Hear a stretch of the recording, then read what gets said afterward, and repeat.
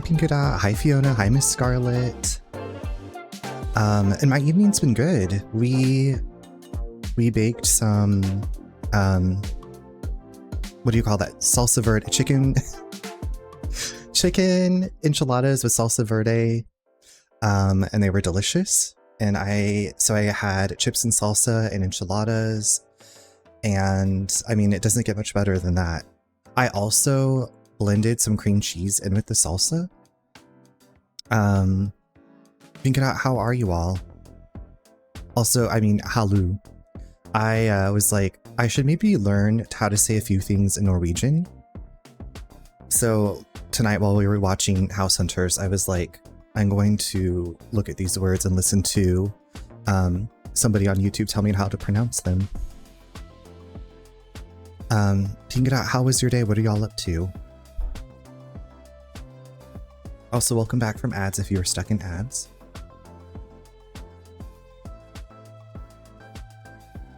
Aw, thank you so much for the 285 stream streak. You are quite well. I'm glad to read that. You're still on Dragon Quest, right?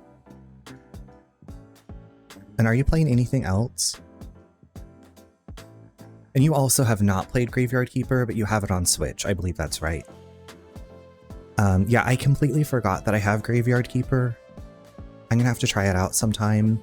If it's like open-ended like Stardew, I was like, maybe I could switch that out with Coral Island for like Sunday nights. No, I finished Dragon Quest 1 and we'll start Dragon Quest 2 maybe tomorrow. Gotcha. Now, where are you in your Buffy journey?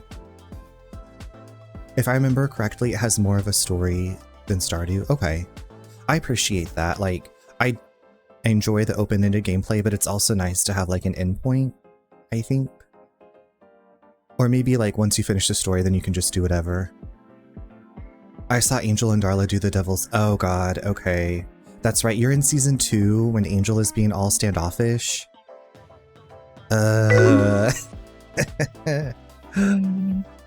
Alex, good to see you. Thank you so much for the lurk. I hope you've had a beautiful couple of days since I last saw you. Princess, hello, how are you doing? How's your week been? And I have a theory about Cordelia's bad hair changes. Yeah. I don't know. I feel like her long hair is just so iconic, and then it gets better. Her hair gets better, but yeah. The season one hair is my favorite. I think season 1 is my favorite season of the Angel series. Looking back at it all. It's also the one that I've seen more than once. I feel like they wanted to age her up because it's weird having a 19-year-old doing this, but she looks old. Yeah. Yeah. And like, she was, you know, networking at that party with the vampires. Like, she had to grow up fast because she couldn't rely on her family anymore to pay for things. But yeah, it's crazy to think like being a 19-year-old helping run a detective agency with this old vampire and Doyle. I guess Wesley's there now too. Wesley. For whatever it's worth. He's there for better or for worse. But in season 2, I guess she's 20 now. She's my Pinkada, my friend and I were joking that Phantom Dennis is like our favorite character besides Cordelia. And I was like, when are we gonna get like the roommates episode? Like, I know we got the story of like why Phantom Dennis is there, but like, when are we just gonna get like Cordelia and Phantom Dennis hanging out? Like a whole episode of that. And they have like ice cream together and do like the crossword puzzle together. They go online shopping together. Yeah, I love Phantom Dennis. Yeah, Angel and Darla doing the Devil's Tango. Buckle up. I'm trying to... That's like the midway point, right? Because were you describing where you were in Buffy? Okay. Nate and I are almost out of House Hunters to watch, and I've been like... What if we just rewatch all of Buffy again? 14, 15, okay, yeah, so you're on like the downhill push to the finale. The downhill push to the finale. I hope you've been enjoying it still. I was annoyed at Drusilla showing back up in Buffy, leave Spike alone, oh my god. That was the Crush episode, right? And Harmony is there, Drusilla, and Buffy. But love the Harmony Buffy Drusilla fight. Harmony's definitely something else. I remember like when they were showing the previews, they're like, an old evil has returned to Sunnydale, and they showed like in the preview like the people dead on the train. I can't remember if they showed the dolls, but it was like, oh, what is it going to be? And then it was like, oh, it's Drusilla. Oh, okay. My favorite, I think you would have gotten there. My favorite quote, I might have told you this the other night, but my favorite Drusilla quote from Angel was when she says, "Spank us till Tuesday." That quote lives in my brain forever. I actually just texted it to somebody today because we were talking about Buffy and Angel and Drusilla for some reason. And I was like, it doesn't... nothing can ever top that for me, from Drusilla's quotes.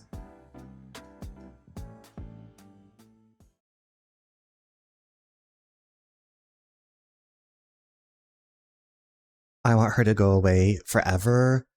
Well, I mean, the shows will eventually end, so she will, right? The shows eventually end, so she will be gone forever. Daryl, how's it going? I'm doing pretty well today. I had a nice dinner. I ate some good food today, and I'm alive. How are you doing? How was your day? How's your night going? Okay, so if y'all remember where we left off, Jupiter had been kidnapped. We rescued Jupiter. People are being found like in a trance, in an unresponsive trance with like fully black eyes. And okay, so we do have another card to explore. That's right. Glad to hear that, and I'm doing well. I'm glad that you're doing well. I think this was the card that we got today. Which these cards relate to places on the map. Sometimes they're riddles, sometimes they're like picture things. And I was like, I don't know if this is the shape of these buildings. It might actually be Undermere.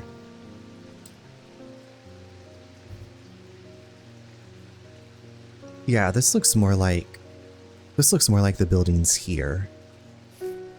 Now, I just have to figure out where these buildings are. I forget, we do have a magnifying glass. So I'm looking for a building going into other buildings.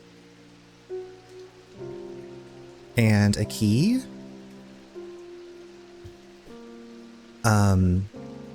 Also, I know we've dealt with this before, like I had to rotate my head because you cannot rotate the cards. So I'm like, obviously the street system is not completely up and down, it's all diagonal. So it looks like whatever we're looking at will something in between these things. Like in the middle of all three. Triangulation. It's a triangle. Okay, so I think maybe the building sticking into a building will be... Okay, maybe I don't need to zoom in.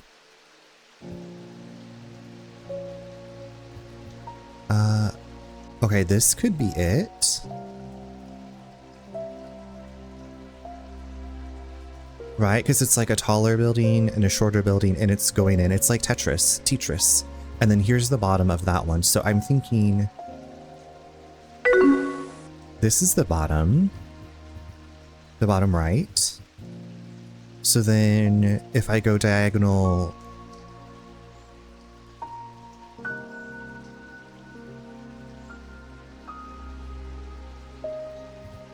here?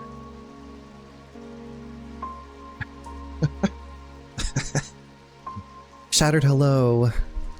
Yes, isn't it nice? It's like one of those ASMR videos where it's like, fall asleep to a gentle thunderstorm while somebody plays piano in the room over. How are you? How was the rest of your day? How's your evening? Okay, so I'm thinking this is the top. That's the top, because that piece is sticking in there, and then there's that little hole, and it's got those. Yeah, if we could just rotate this, that would be super helpful. Top, bottom right. Okay, so then straight over. Is that?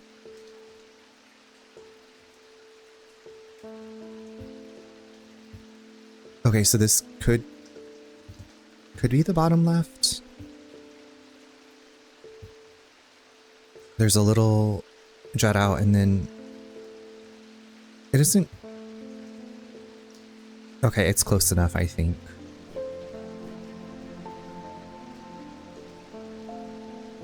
Okay, so then what's in the middle? If we have 1, 2, 3.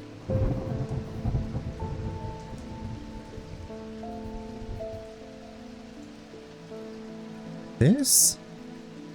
I feel like I get punished if I choose the wrong one. I'm doing okay, thank you. I didn't get a workout in today, but that's fine. Getting things ready so I can do laundry first thing in the morning. Nice. I'm doing really well. We made some really tasty enchiladas for dinner, and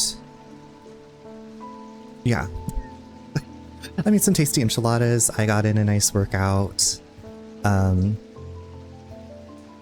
We got to run errands today, and it was like a pretty nice day outside. So it was all good.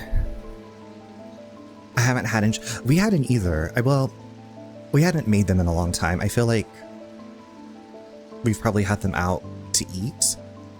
Not too far in the past, not too long in the past, but have not made them in a long time.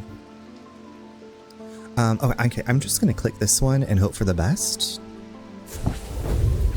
Oh my god, okay. When I draw back the curtain, I am unable to control my exclamation of horror. Behind the dark red velvet is a silent, squirming, seething mass of eyes, all shiny and wet and alive. Fear takes hold before my mind catches up and I understand what I am looking at. And when I do, I realize that it is looking right back at me. The object I am looking for sits on a small shelf below, and the eyes watch as I snatch it and get out of there as fast as I can. So there's just a building that has eyeballs built into the wall. We just take that at face value. Lana, hello, oh my god, Ghoulie, what's up? How are you guys doing? It's a Lana X-Bug raid, hello. Wheelie Peely, what a beautiful name. I'm confused. No, we went to an abandoned building. That was like on our clue card. So, I mean, maybe we're robbing people. We don't know. OnlyFiends, hello. Lana, thank you so much for the raid. How was your stream? Were you doing more Dragon Age Inquisition? You were, okay. How is Inquisition going? How are you enjoying it? Did you get through Origins and then 2 and then you made it Inquisition? Ghoulie, have you played this one? Have you played Strange Horticulture? Highly recommend them if you are into puzzles. They're like peaceful, kind of creepy puzzle games with an interesting story. Sometimes I feel like the riddles or whatever are a little obtuse. But yeah, how's your Inquisition going? And welcome in if this is your first time here. Hello. I'm Runner. Glad to have you here.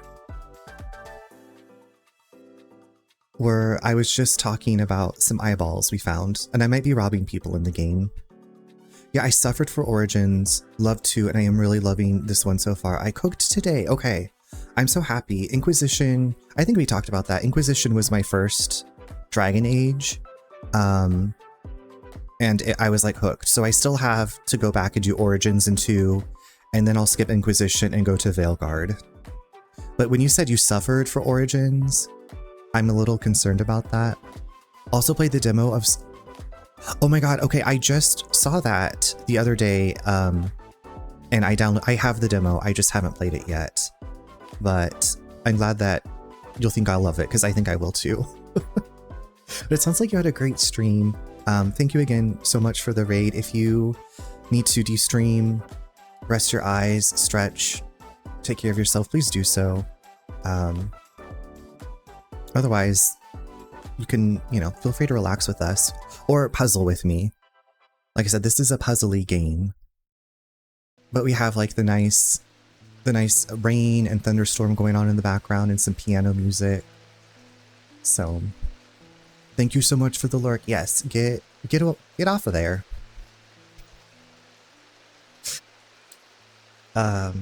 Yeah, so these are the eyeballs we just encountered. Okay, now we're running away. We have just robbed the eyeballs. And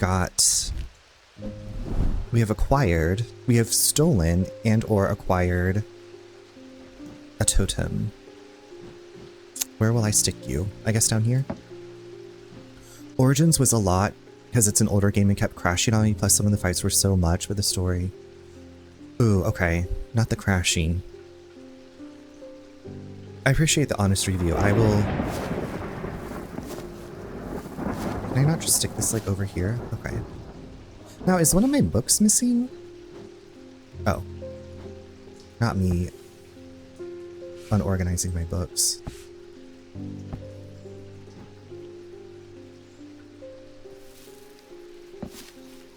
Okay, just a little organization. We'll put that away for now. I still don't know about this clue. I think I have explored all the clues. Yeah, okay. We're just gonna call in a customer and see what happens. We'll pet Jupiter first.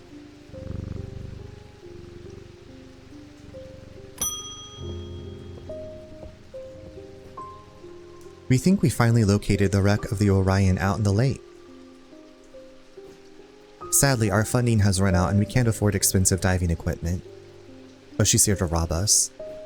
But we put our heads together and wondered if there was another way. You're our last hope. Okay, so we need something that's gonna find a wreck? You're our last hope. Please don't make me your last hope. I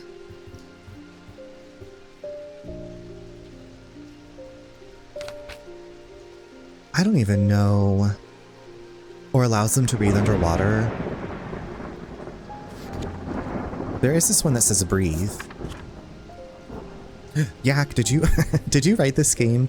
An Asus allows the bearer to breathe underwater. The sensation is said to be most unusual since it requires one not to breathe at all. This is what was your inspiration? Are you an antiques collector IRL? Those that use an Asus for extended periods sometimes forget to breathe once they are back on dry land and subsequently pass out.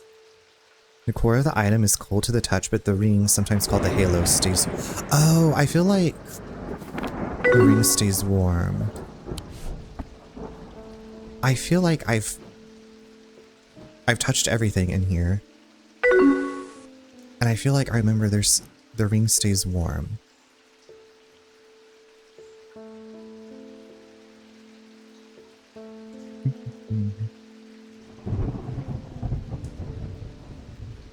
HPL and Antiques Roadshow.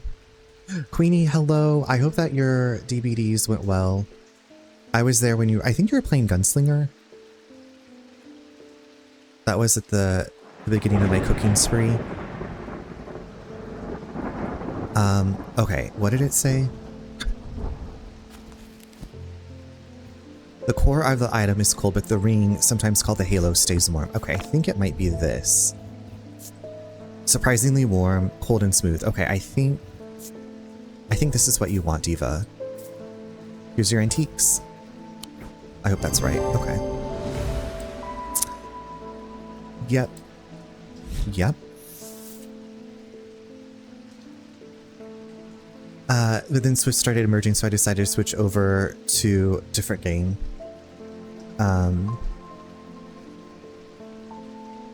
Yeah, so you finished with Fortnite?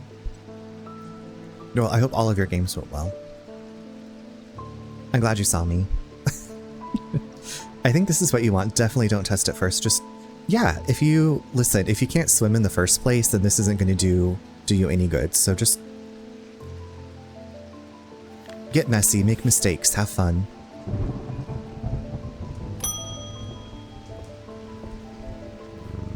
I am close, but I need power.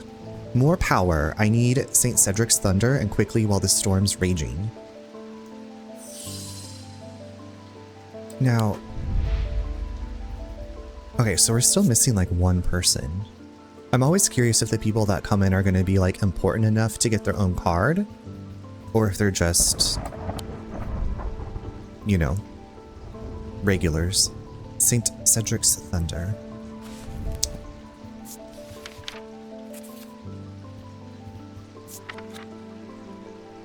It's used to store the power of a single thunderclap. Alchemists have been trying to harness this power for centuries, and there are rumors that some have indeed successfully used it to transmute base metals into gold. They are placed on the tops of mountains to charge them during storms. Gemstones can be used to prevent the charge from waning over time. Storms. Zephyrim.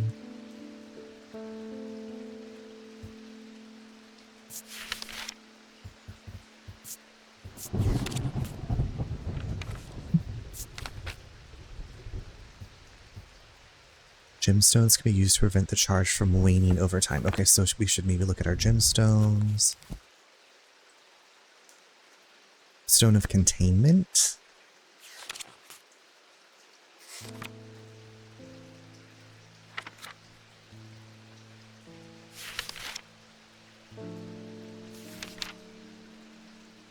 I mean, okay. Okay. Okay, so what do we have that has gemstones? This has gemstones. Blue. Gold.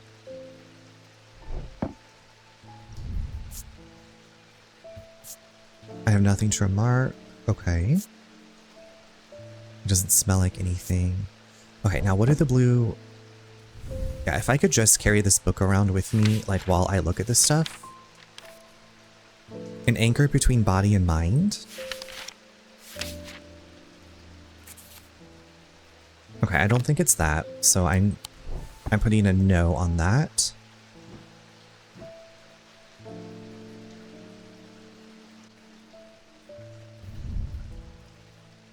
Oh, hold on. This one does have symbols. But it didn't say anything about symbols. Transmute base metals into gold.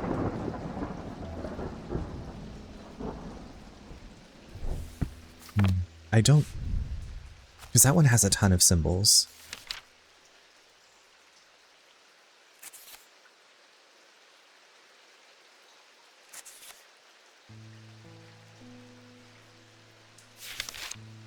Weather. Lightning? Lightning and thunder? I mean, that's got the thunder. But it's like all... This is like an all-weather type thing. And then that is a green gemstone, which I think is nature. A stone of the earth and of nature.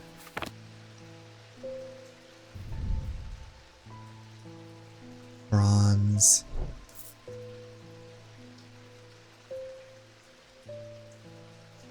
Okay, I'm pretty sure it's not that. That's something else that I don't remember what it is at this time. Okay, that's a shimmer. This is orange, black, pinkish.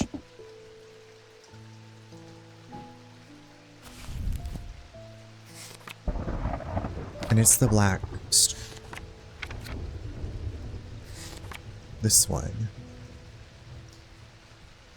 Black striated. A stone of the night and of darkness.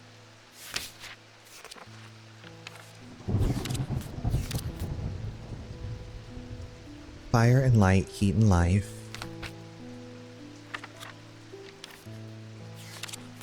And then a stone of protection and envelop. Okay,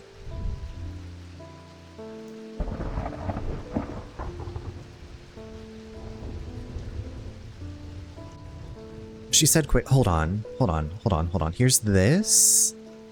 This has the symbol for, isn't that the symbol for thunder? Yes, that is the symbol for thunder. And it has 3 gemstones. And what does purple do again? A calming stone of peace and safety.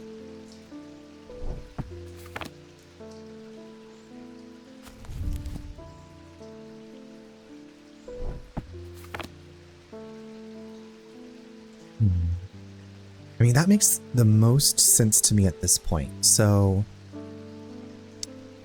I'm gonna give you this. And it was it. Oh my god. Okay. Amethyst gemstones, stones of containment can be used to prevent the chart. Stones of containment? Hold on. Did I look at the wrong purple? Oh, that's dark bluish purple. A stone of containment. My bad. I was looking at the wrong purple. Purple. Purple. Okay. I feel like I usually do pretty okay, and then there's like 3 in a row where I get them all wrong. In this game. Like, I don't think I'd made it to the red state before. Welcome. In horticulture. Good morning, Insane. How are you doing? Happy Friday Eve. How has your week been? How is everything going? Oh no, okay.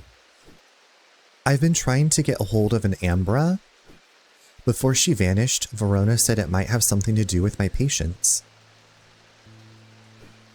It had almost slipped my mind, but then I remembered that there's one right here in Strange Antiquities. Eli told me himself he keeps it locked behind ethereal key. Ambra. I'm doing really well, thank you for asking. Right, my Verona. My Corona. Week has been fast, thank God. What have you been up to? Let's see.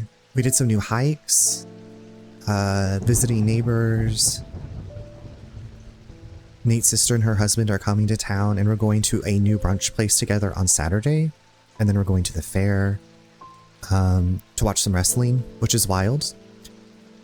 What else? I'm like looking back at my planner. Yeah, just like lots of hiking and biking, being outside because it's been really nice. Brunch, wrestling, yeah. It's our county fair. This like, I think it starts tomorrow and it goes through like next weekend. And they have wrestling that's included with the admission. Funnel cake. I might be on the prowl for fried cheesecake. Get one for you. Okay, if they don't have the fried cheesecake, I might get a funnel cake. I'm not like a super big fan. I don't even know if I'm a big fan of fried cheesecake. I had one the one time. Maybe I'll be too full from brunch, I don't know. No, I'm trying to think of like circus or carnival food. I don't like cotton candy. I like popcorn okay. No hot dogs. No giant turkey legs.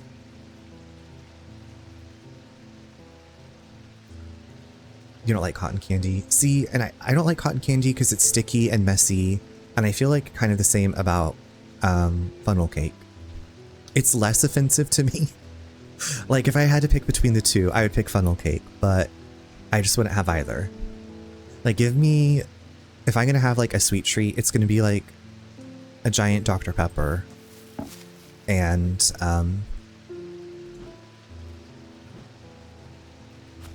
like, what's a candy bar? A Zero bar. My mom loves funnel cake and cotton candy. Even as a kid, I did not like cotton candy. I also did not like French fries for the longest time.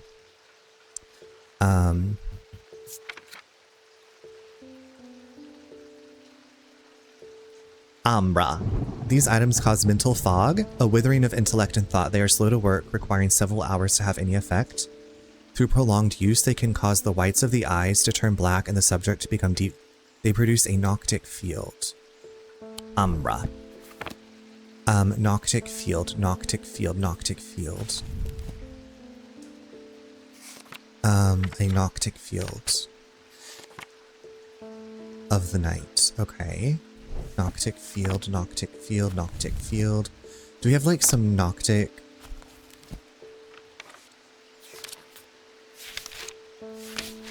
Noctic. Okay, so maybe the onyx and also if we have a Vivianite. That's a normal thing. You can get that anywhere. Funnel cake is my dream come true. Insane. I feel like they have funnel cake makers, like funnel cake machines. You could make them at home any day, anytime you wanted. I like cotton candy, but don't want to eat it. It's kind of weird. There was like, is it Bubble Yum, Bubblicious? They had a cotton candy flavored bubble gum that I kind of liked. Yes, it did say it turned their eyes black, like what's kind of going on. Or what appears to be going on with the people around town.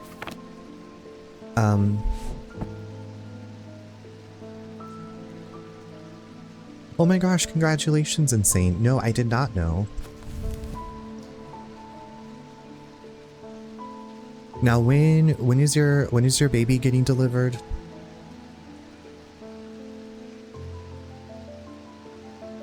You do need one. See, you get a baby and a funnel cake maker.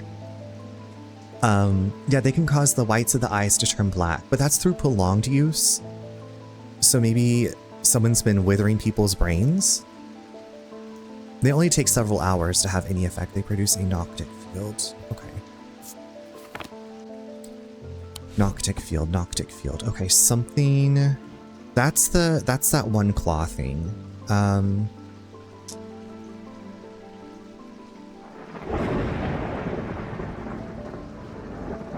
I was thinking it would be something with a black gemstone in it. Stone. It doesn't say anything about it. You'd also think that this would be something that is like locked away. That seems very dangerous to like be able to give every. Told me he keeps it locked behind ethereal key.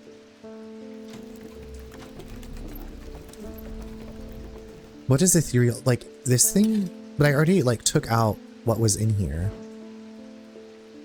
Didn't I?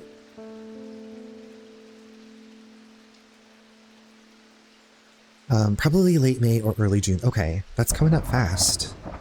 So in this game, we are working at an antiquity shop, and the antiques are like occult relics. They like can maybe cause a curse, can maybe like help people sleep better.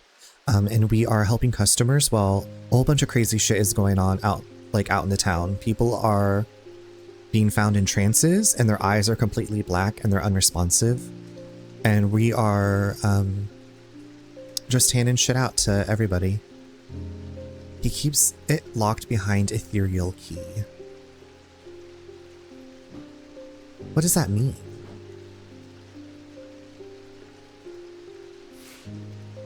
Like, I know I need this to be...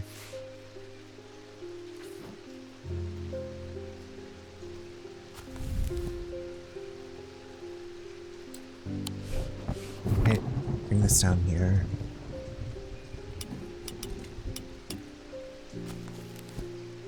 Okay, noctic. Okay, that goes there. Mm-hmm. And then little circle goes there. Okay, so that's noctic.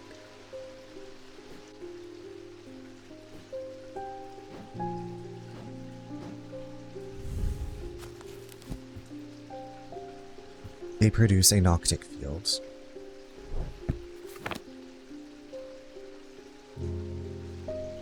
Okay, so that's what the noctic field looks like.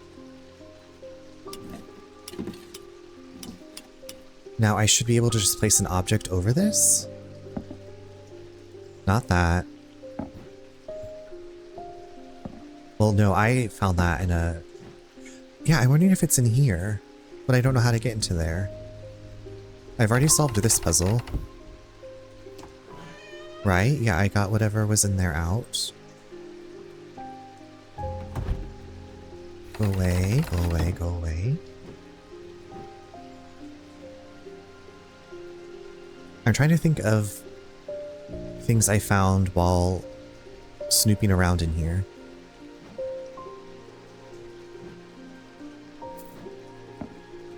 Nope. Nope.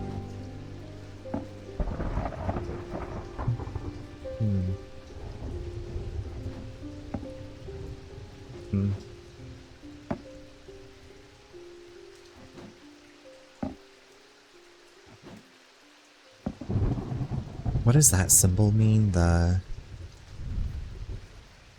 moon in the box? The star box?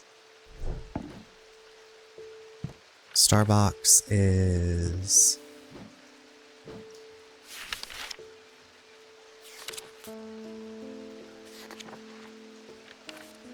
Witch sign, okay.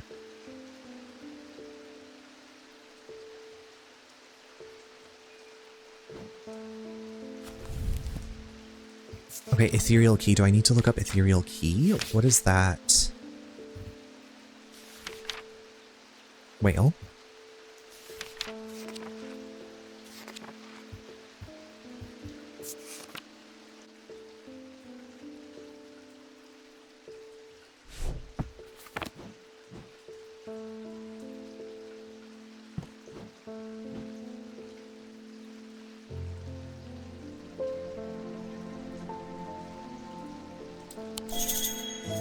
I need to find an ethereal key. I should start by looking that up in my item book.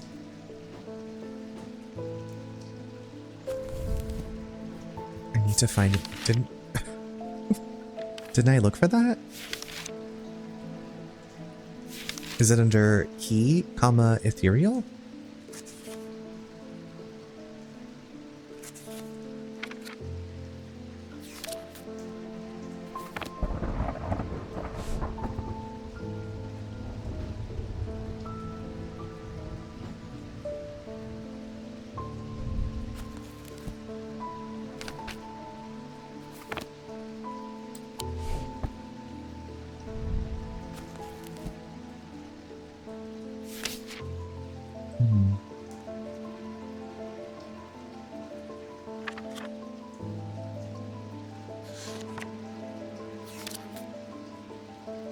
There's no entry for key. Oh, there's ethereal key. There it was this whole time. Never mind. The ethereal key is designed to be hidden from prying eyes. When activated by moving the object in a circular motion, the key is revealed by its gemstone of light. These are rare items and not generally known about outside of thaumic circles. Gemstones of the night power the concealment charm.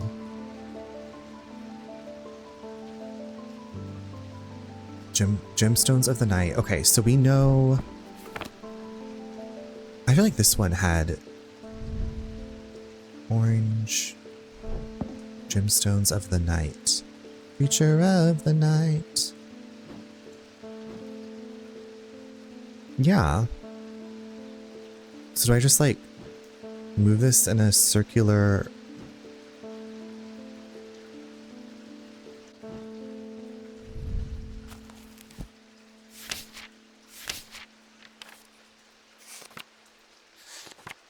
Yeah, that's an anchor. Okay, this is the only one.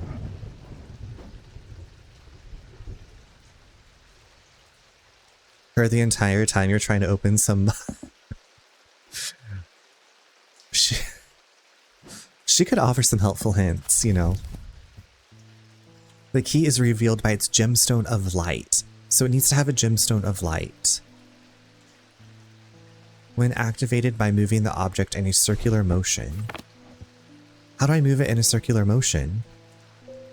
Is this not Is this not a gemstone of light? The stone, fire, and light. And then the pink is protection in enveloping night. And then that one is black gemstone. Is it? Yeah, that's the one that also means a stone of the night and of darkness.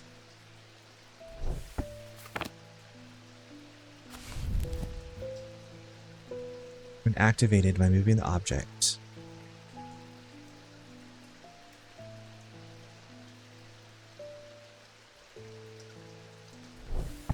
Okay, so I have to use this to find the Amara? Is that... Is this what I'm doing here? Girl, what was that? Hi, Toon. Toon, do you know how to find the ethereal key? Designed to be hidden. When activated by moving the object. The key. Gemstones of the night power the concealment charm. Okay, so I found the ethereal key. I should check my gemstone book to see which gemstones. Well, honey, we only have...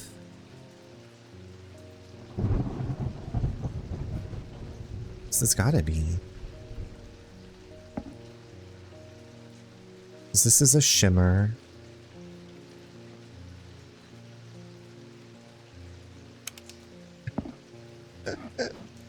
Is that code for drugs? Yes. No. I'm just... Keeps it locked behind ethereal key.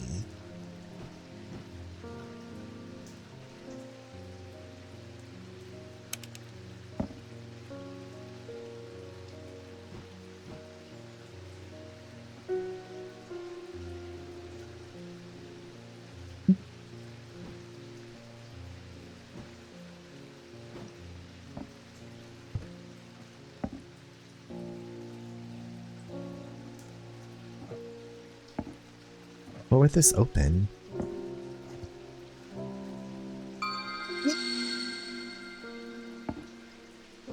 Oh! Oh my god. Oh my god, we did it.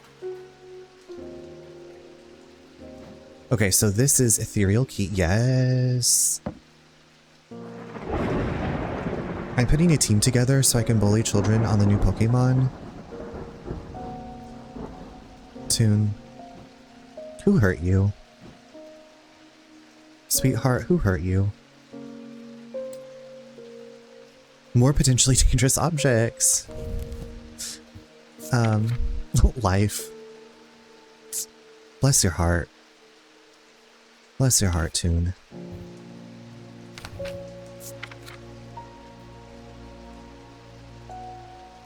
Okay, so now we should be able to find this, whatever has the Noctic field.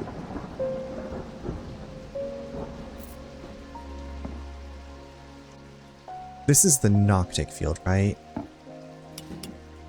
Yes. And these symbols mean...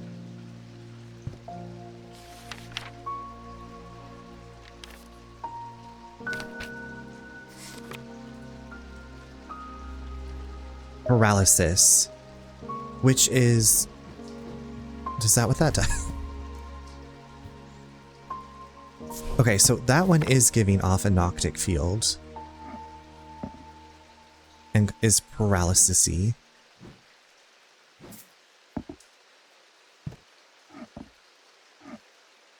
This gives nothing.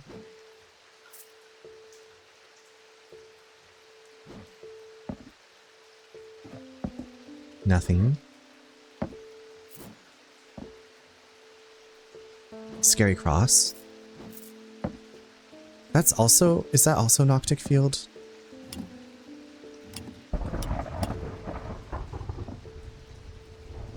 Okay.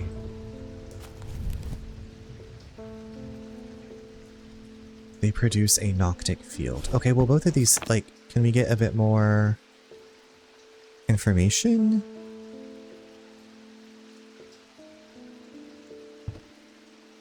Like, are there any symbols for confusion on here? That's like the Blair Witch Project.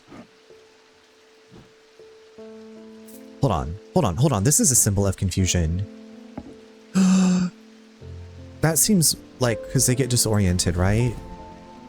They're slow to work. Deeply disoriented, which is like being confused. So I think she wants this. I think this is for you. Oh my god. 3 hours later. The item has a symbol of confusion. It produces a noctic field. Okay. Who knows? We probably... What if this is the sister and she cast a spell to look like the other sister and she's going to use this to curse us or the sister?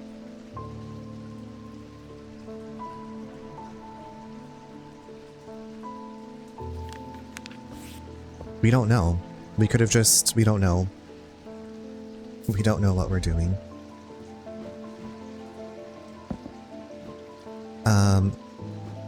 Okay, who wants to come next? Oh god, not Bonnie. I know you from somewhere. I don't remember why, but this shop was important somehow. Yeah, sorry, I'm sorry, I know I'm not making much sense. I haven't been myself. I'll leave you be. So we ended up, like, messing with her brain or her memory because she kidnapped Jupiter and she wanted this very, like, important... She wanted this, whatever, to cause a curse. She was going to kill somebody with it, and we're like, no. Hey, mamas, does anyone have a cursed item to curse my sister with? Gotta protect my littles. Hub said I should come to Strange Antiquities. Hey, mamas.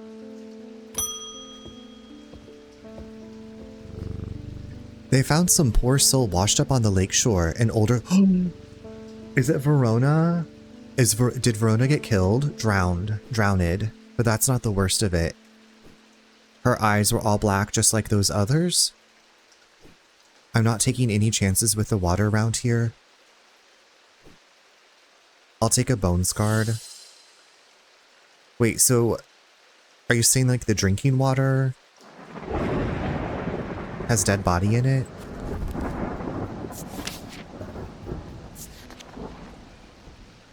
A small item known as a bones guard can be placed in any liquid to render it safe to drink.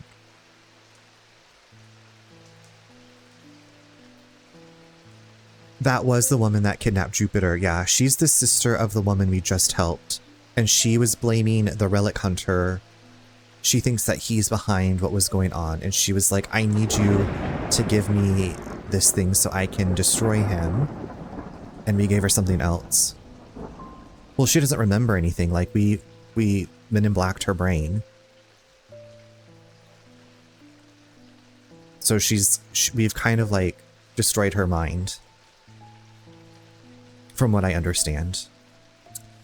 King Cedric the Meek was well known to be terrified of being poisoned, and so always drank from the same goblet and always had a bones guard. He was stabbed to death. These objects bear the mark of the antidote. The antidote. Do you know the mark of the antidote? Is antidote... So poison's in here. The antidote is not...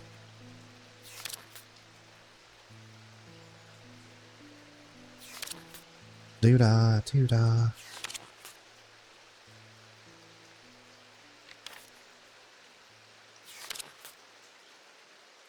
Okay.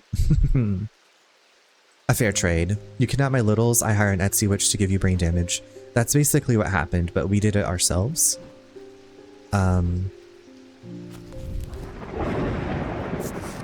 Cedric. Bonesguard, okay. These objects bear the mark of the antidote. Cool.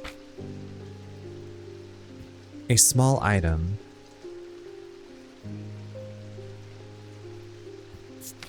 Poisoned. Poisoned.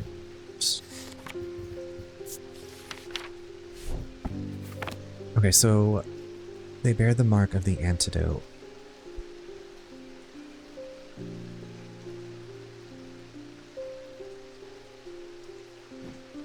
I don't see like anything super small that I would place in a goblet.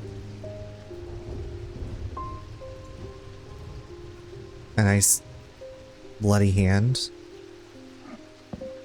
Maybe one of these hands? Antidote.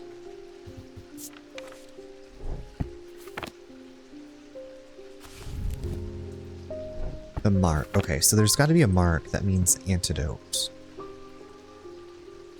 Antidote. Antimony. Antimony. Arsenic?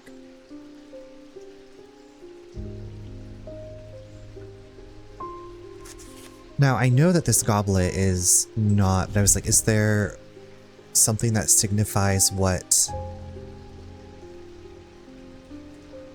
antidote means? Antidote. Chung, thank you for the 7th stream. The 7th stream. If you're gonna gobble it, I hope it's not too little, at least be satisfying. Is that from that Tiny Desk concert? Was that Jill Scott?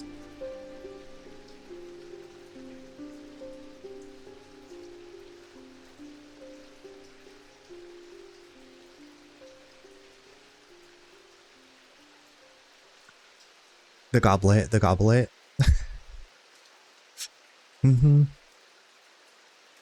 Maybe the opposite of poison, like if you turn poison upside down, maybe that's antidote. Goblet. I don't have a goblet. I was just looking at it to hopefully give me a sign.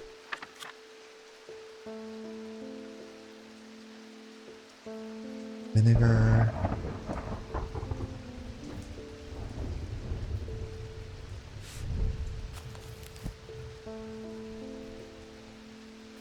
No, that's not gonna be it.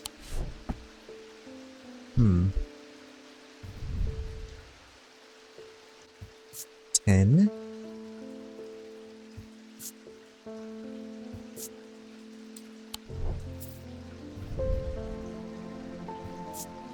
Polished, hard and cool. Turquoise gemstone. Now, what does turquoise do again? Stone of water? Well, it's not really giving protection, so maybe it probably doesn't have a gemstone.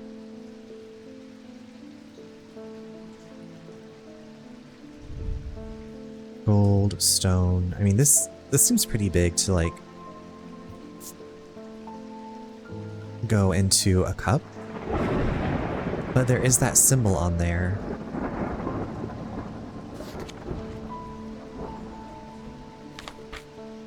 It's like a diamond over an X.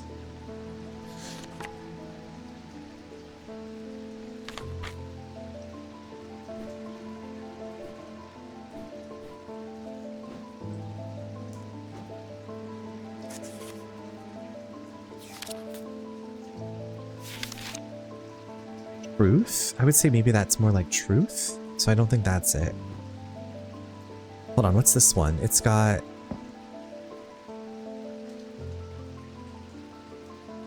a diamond person.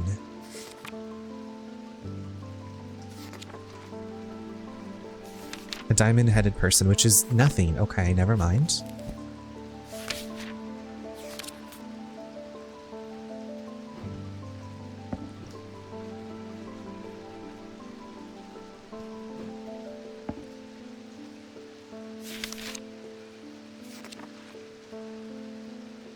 I don't know what...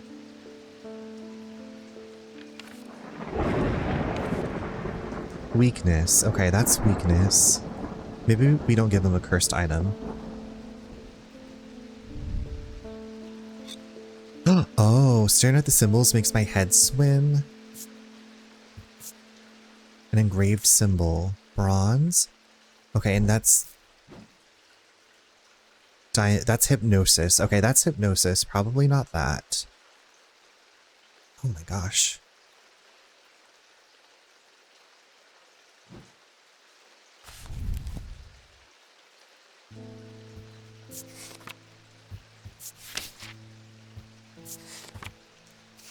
I don't think there's anything else back here.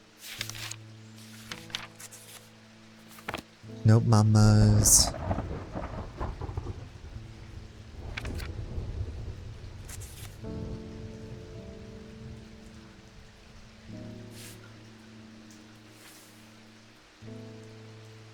Prison paralysis life.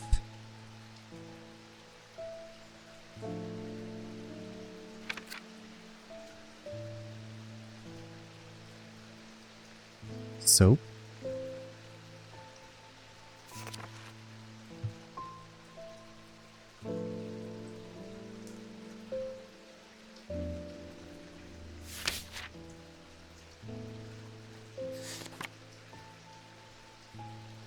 They didn't really give us much to go on with. I mean, I feel like this antidote thing's important, but...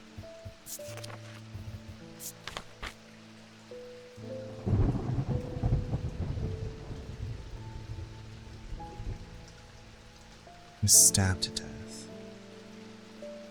So I'm wondering if we can find an item that smells like beverage. Does this smell like beverage? Smooth, okay.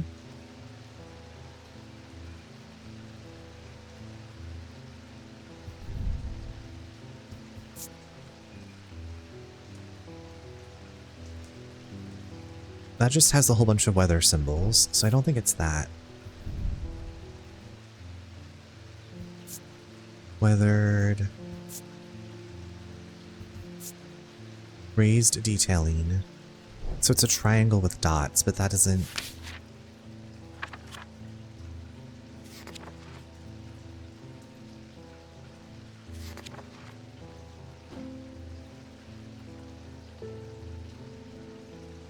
Probably not a tree.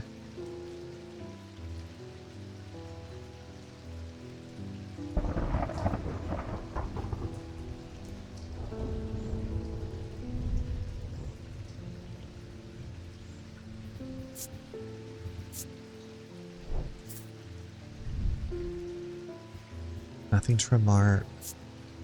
Gold on bronze. Raised detailing. That looks kind of like that.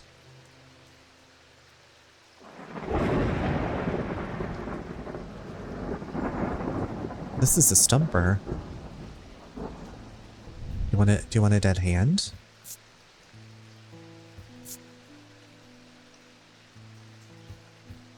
Imagine that you had to put a dead hand into your drink. That's why it's all withered. It absorbed all the poison. That's why that's withered.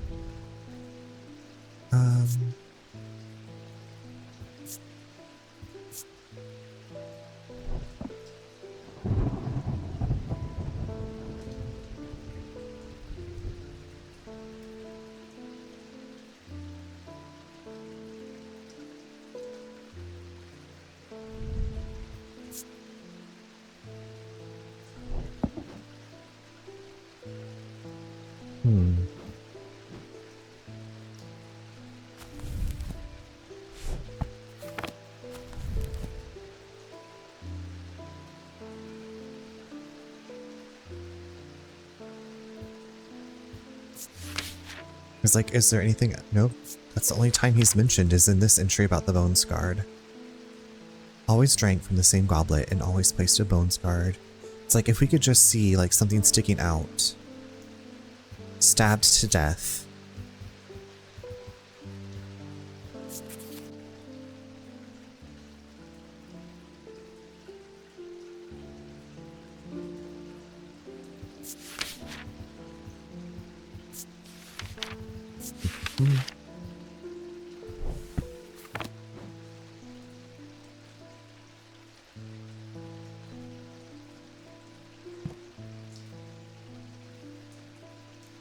So hold on. I am wondering if it's this because this could be poison inverted.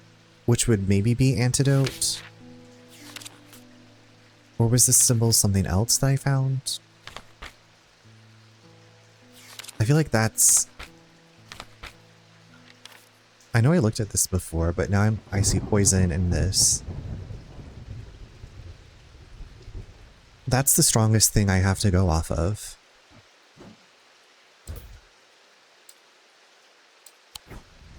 Oh my god, and it was. Okay. The symbol resembles the symbol for poison rendered upside down and with a line under it. It can be inferred that it can be inferred. So we're just best guessing. I'm afraid I can't pay you, but I can offer a trade if you'll accept it. Okay. Oh great, another hand. Another creepy ass hand. Well, Jupiter, what do you say?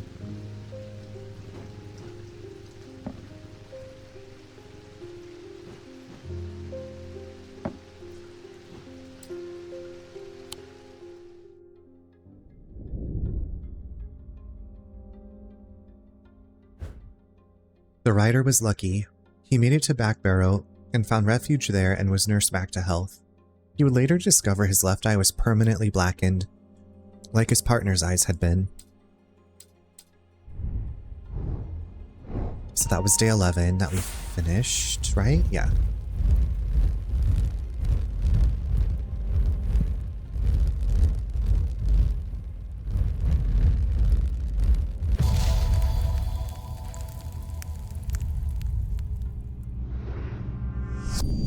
To my left, the day. To my right, the night.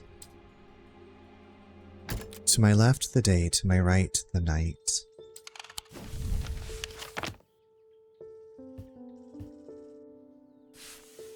To my left, the day. To my right, the night.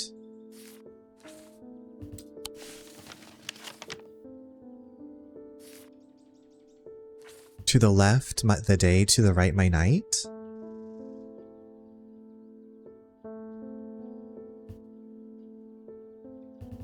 I mean, that seemed... But didn't I already go to that cross?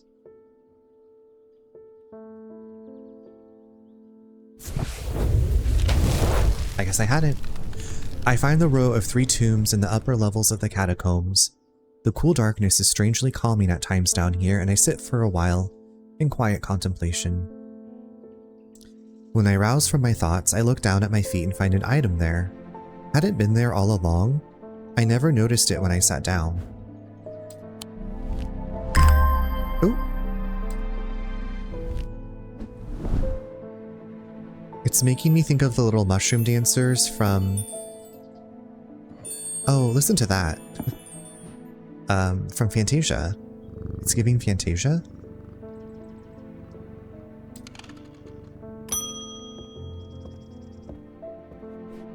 I've been hearing a worrying rumor about Verona Green.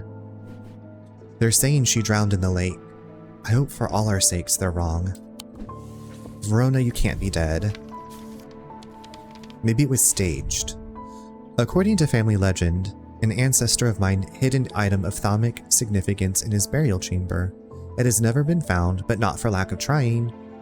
I was tempted to search for it myself until I learned that it was in the catacombs in a place known as the Hall of Shields. Perhaps it's better to leave it to those who know what they're doing. Regards, MBM. MBM.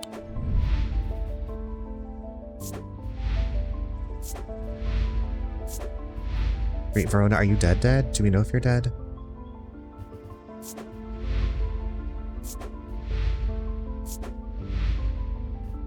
Who's MBM?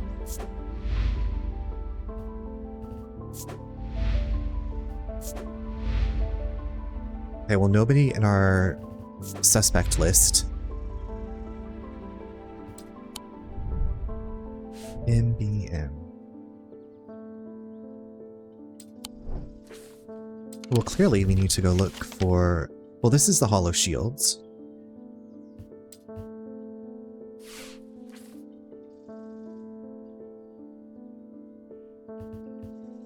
Right? Like, there's a bunch of shields.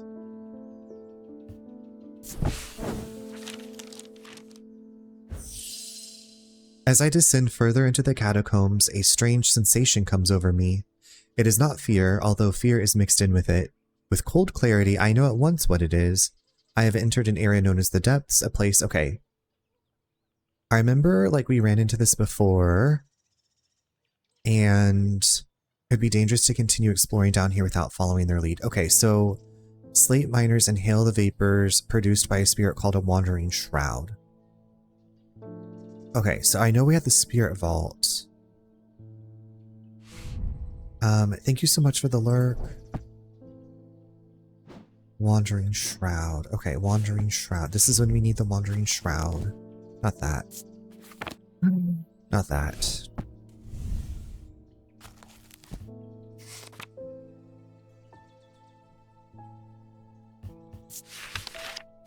We need the spirit vault, right? Because that's what holds the wandering shroud. Or the spirit vault, yeah.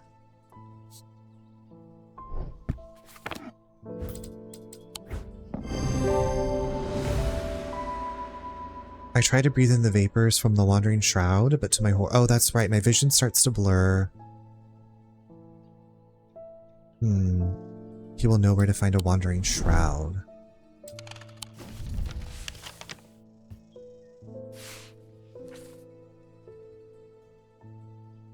So maybe that's not— so maybe obviously like that is what they want you to think is the Hall of Shields.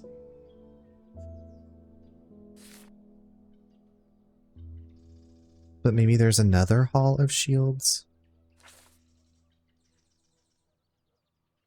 I wish it would tell us like which we've gone to before.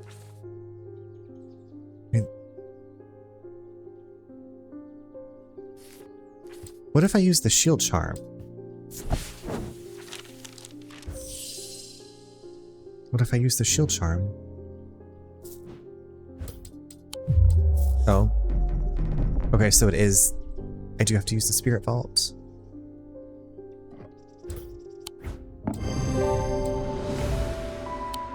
I thought that we had already written to Baron Potter, and why has he not written back yet?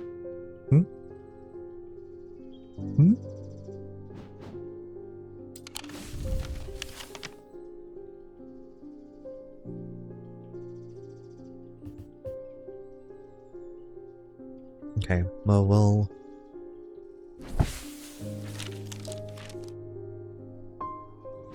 we shall leave that for now. Oh my god, ew. I've done something quite stupid, says Nancy. I went exploring in Heathwood and came across a grave. It was overgrown with dark brambles, so I started to clear them to get a better look at the inscription. I wasn't as careful as I should have been. The thorns were thick and menacing, and I scratched my arm on one of them. I have not felt well since. Please help me. You're being taken over by a thorn bush? Oh wait, hold on. This might be a curse. This is probably a curse, right?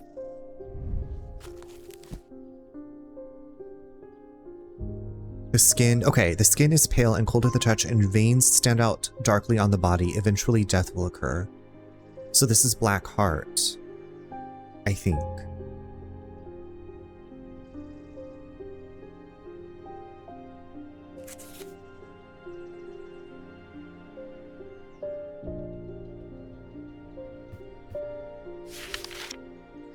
Skin is pale and cold to the touch, and veins— can I examine you?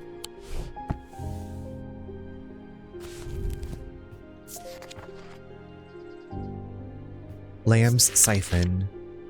Used to reverse the effects of the Black Heart curse, a skilled hand is required to perform the procedure, drawing the curse from the body over the course of several hours. The instrument is made using the dried seed pod of a sheepsnap plant. Sheepsnap? Oh, I know what that is, I think. Because we've had this thing for a long time that's got this like organic piece in it. It sounds hollow when tapped.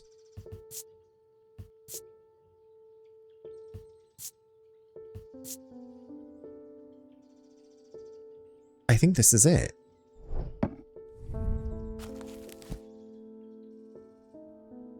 The dried seed pod. Let's try this out on you. beautiful.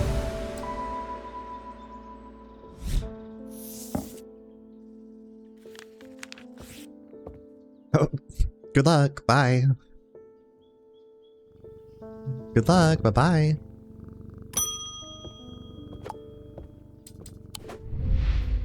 Thaddeus White. Oh. You don't know me, but it's time I introduced myself. I'm the curator of the Museum of History here in Undermere. Eli and I have a complicated relationship. Oh, don't all siblings? I don't tend to come by the shop much anymore, but I heard he had left town for a few days. I wanted to bring him this, but I know he'd only turn me away without even looking at it. Okay. Is that an earring? A cute little pendant? Is this cursed? We don't know. Trying to sabotage us, maybe? I'm still curious. Okay, so that's... whatever that's doing. That's doing whatever. Oh, hi, baby. Sorry, baby. Simone, is your mom dead? Jupiter, thank goodness you're safe. I was worried about you. I hope my mother is okay, too. I've lost count of the amount of gossip I've heard about her misdeeds over the years. The truth is, when she gets stuck into a mystery, she's been known to disappear for days at a time. In the meantime, I believe I found another clue in the journal. Well, can we not just look at the body? The text directly before this is largely illegible, but I was able to make out a reference to a vault of some kind. Oh my god, Capri! I'm doing well. I'm just bending my brain. Using my brain. How are you? How was the rest of your time with Until Then? Wait, did you finish it today? Because I feel like you were... Did you say you were on the last chapter? I don't remember. I'm doing well. How are you? How are you this evening? How was the rest of your day? I have been playing Strands nonstop since you showed it to me, and then tonight Nate was playing GeoGuessr, and I was like, well, have you heard the good news about this game called Strands? I did finish it. It was so good, but so emotional, but like in a good way. Like, you recommend the game.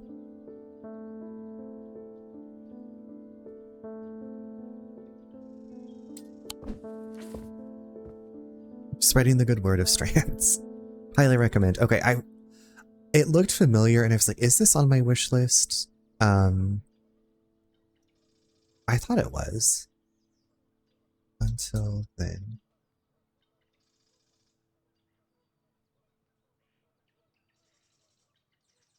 Okay, it is now. It reminded me of another game that was like a narrative. Was it Space for the Unbound? Like, just from glancing at the two games, my brain conflated them, I think. Space for the Unbound. That was the other game I was getting it mixed up with, which is on my wish list.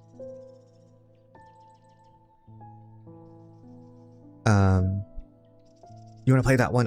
Yeah, it's on my wish list. I have not played it, but I have heard good things. And I've watched a little bit of it.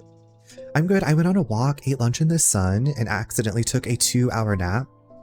So you're like, I'm ready to go. I'm ready to rock and roll for the night. But I got the true ending, so I felt really cool. Oh no, so there's multiple endings, so you could maybe get a fake ending.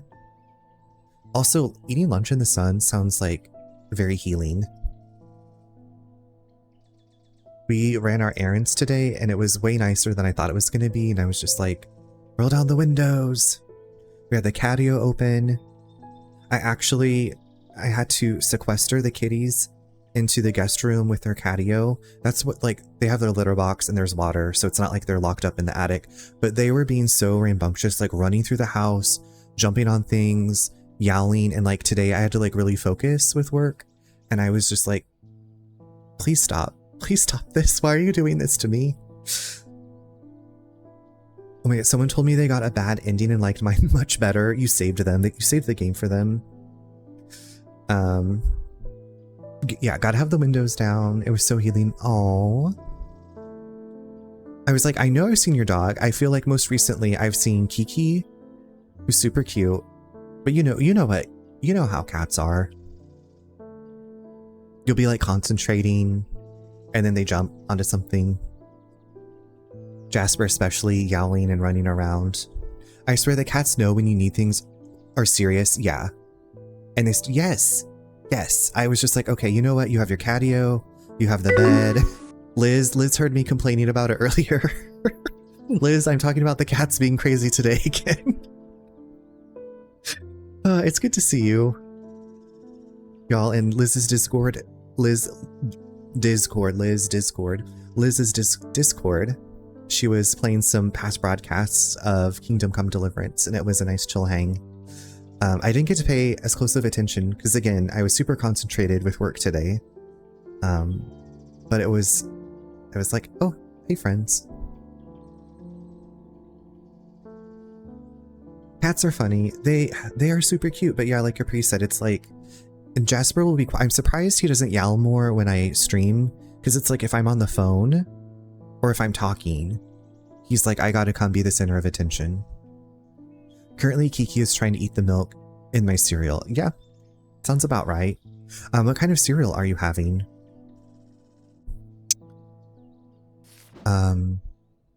3 resonant objects, lightest first, heaviest last. Resonant. 3 resonant objects, lightest first, heaviest last. Okay, these don't go together. No, for real, I don't know why they do it. I don't know. Thanks for hanging today. Yeah, I think most people just use it for background noise. I have a lot of lovely lurkers in my stream, so it's my attempt to replicate that during this period when I basically can't talk. No, we appreciate that. I was just talking the other night about, like, the perceived feeling of companionship, or like, I don't know, like you hear people talking when they stream and you've gotten to know them, and it's just like, I don't need to say anything, I can just absorb. And it's nice. It's nice hearing familiar voices. Cinnamon Toast Crunch, I've been eyeing in the pantry and finally caved. Delicious. I think, no, we have is it Honey Grams? We have the Aldi version of Honey Grams. I don't usually eat cereal. Like once, I'd say probably once every 3 or 4 months, I'll have like a bowl of cereal for breakfast. Usually it's Greek yogurt and granola, or salmon, bagel, cream cheese, or avocado toast, or just hot tea. I'm very all over the place with my breakfasts if I eat it or not. Yeah, it is comforting. Y'all get it. Y'all get it. Me either. I'm also Greek yogurt and avocado toast. Yes, I love making my own avocado toast. Just like grind up the sea salt on it, some black pepper, and then I think you don't like Cholula. I like Cholula on mine, but I also have Texas Pete hot sauce, which I like. I didn't know about Texas Pete until I moved to North Carolina, and in North Carolina they have a hot sauce called, I think it's made here. So that's right, we were just talking about breakfast, so I was have at lunch though. Yeah, we're going to a new place in town for brunch on Saturday. I'm very excited.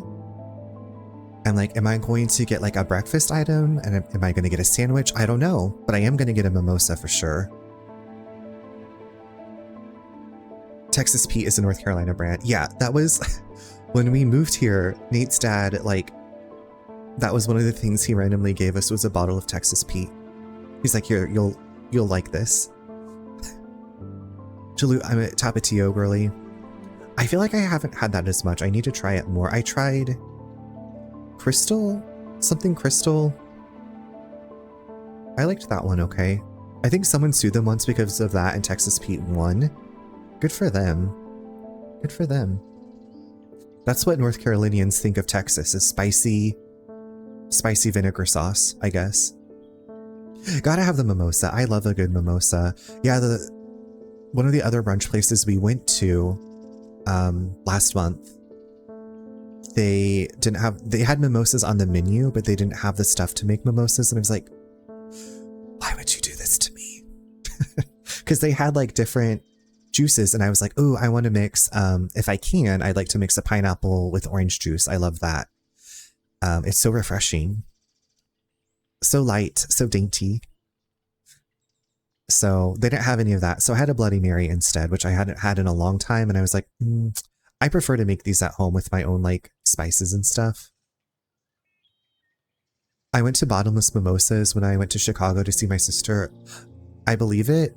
There was a place in Kansas City not far from our house that we could Uber to, and I think it was both weekends they would do Bottomless Mimosas, but like on Sunday, I think it was maybe $25 or $30 a person.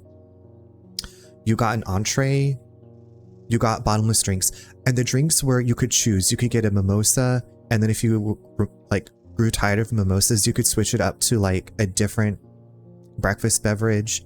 But then they also had like a buffet of like cheeses and fruits. Like it was so much food and so much if you wanted to drink. And so we'd be like, okay, well, we'll just Uber because we're going to be so full and have a couple of mimosas. And then there was a place in Seattle that we could ride the light rail to. They were like a Hawaiian fusion brunch place, and they did bottomless mimosas until COVID happened. And then they did like, you know, single serve mimosas. But they had some good food.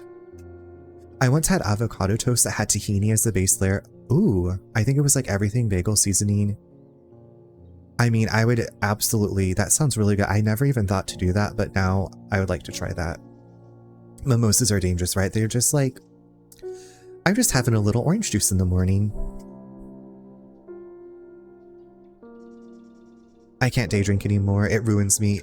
Understandable, yeah. It was a time in the past. Well, like I can have a mimosa in the morning, like at brunch, but that's, you know, then it's water. A brunch place without mimosas is crazy. Yeah, hopefully they will have their mimosas because like I said, they're on the menu. Like when we first went to them back in December, they didn't have their alcohol license, so they couldn't serve. Like in North Carolina, a lot of places have like the ability to serve beer and wine, but then liquor is like an extra license. And so they didn't even have anything. And then I heard that there's like only... there's a limited number of licenses they give out to businesses or something. I don't know. It's a weird thing. So I'm like, well, I can just make a mimosa at home. I can just make a mimosa at home and go sit out in the backyard. And then it's coffee. Yeah. Okay, but have you had Irish coffee? There was this restaurant we would go to in Wichita, and they did the Irish coffee, and they would like light the cinnamon or whatever that like went on the top. So it was like the Irish coffee. So it was like Jameson coffee, maybe some Baileys, and then this like lit. It was a whole ordeal to like make this. And I was like, can you just like make the drink and then bring it to me? Like, I don't want to watch this whole thing. But I would just have one. I just feel like I always get hungover, that the hangover begins on the same day and continues in the next day. Not a fan. I think maybe most times I've gone day drinking, it's been outdoors on warmer days, so the heat. Oh, yeah. Yeah.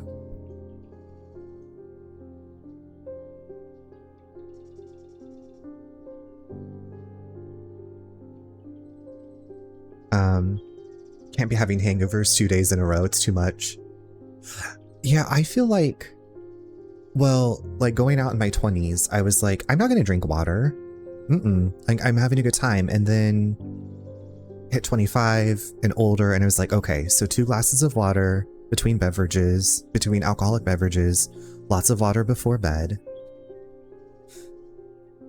And I was like, it's a miracle. Who knew that drinking water would like help? Oh my god, my sister used to live in Wichita. Really? I was like, maybe I haven't lived in Wichita since 2013, so it's been a while. But I grew up mostly in Wichita, and I went to college there, Capri.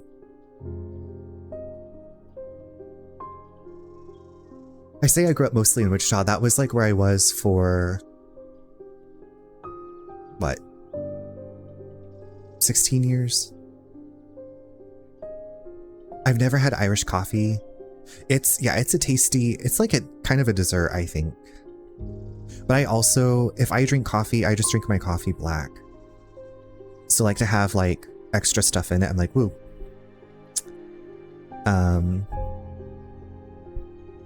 Jelly, hello, thank you for coming by. I don't know why I was like, wait. Thanks for getting an early log on spot. My secret is getting a cheeky takeaway after drinking and eating it before bed. Yes, I remember my friend, you know, be like, we're gonna take you to the McDonald's drive-thru.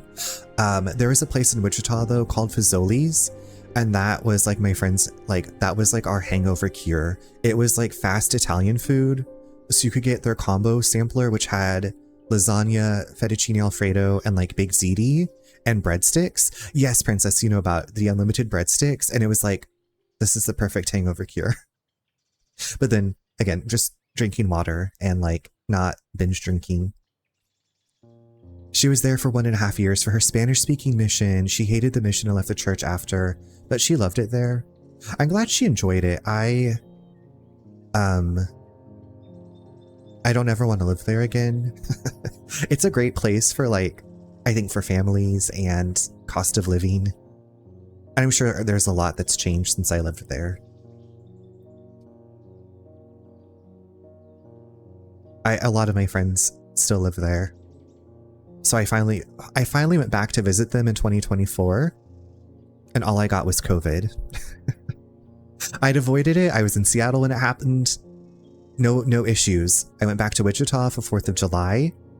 And we went to the liquor store to get some beer because my friend that we were staying with, she has a pool, an in-ground pool. And so she always has people over for, you know, like cooking out, just for hanging out like over the 4th of July weekend. So like, okay, we're going to get some beer, And there was a person doing samples. And I said, oh, I'd love to try some of that wine.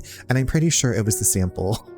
I blame it on the samples because it was me and Nate and our friend. And we were the only 3, thankfully, that had the COVID. Yeah.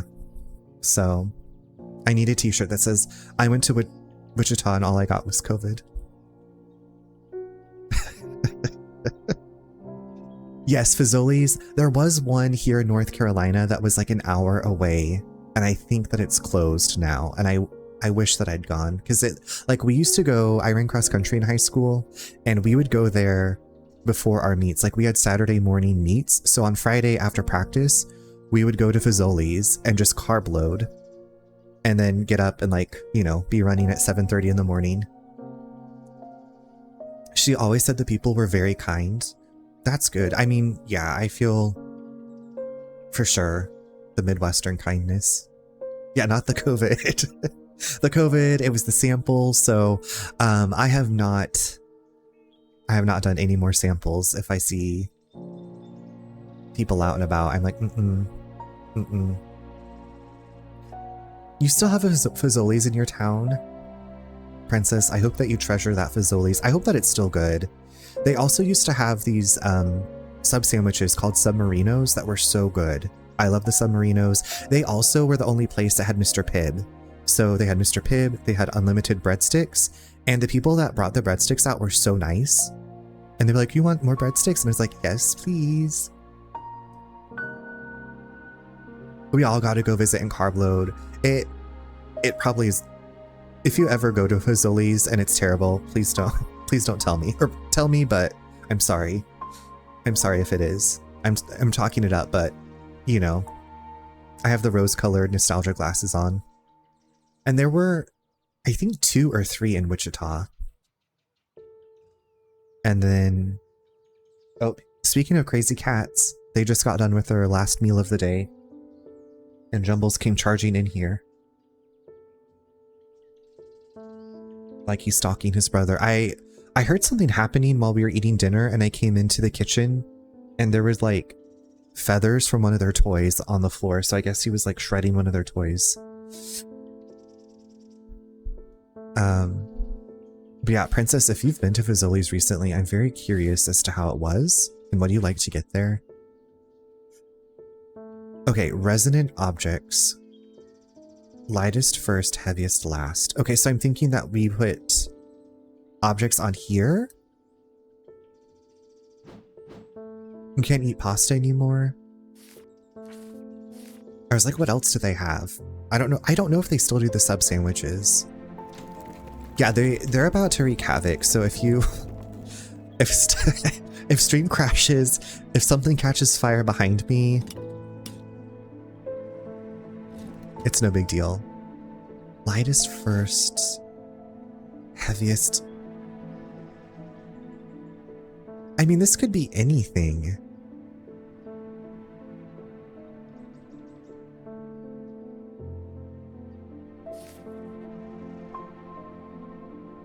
Resonant objects.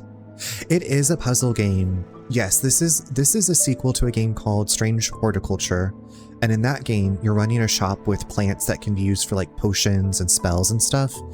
And in this game, you're in the same town, but you're a different character and you're helping run an antiquities store that's kind of like occulty stuff. I did, yeah. I really enjoyed Strange Horticulture. The puzzles get harder as you want probably more of a challenge, but sometimes I'm just like, Diva, I don't know what you want from me. And so thank goodness for the internet, you know. But if you like puzzle games, and there's like a whole story that's going on at the same time. So depending on your actions, you can get different endings. Characters might be affected by what you do and who you give things to. So bad at puzzles.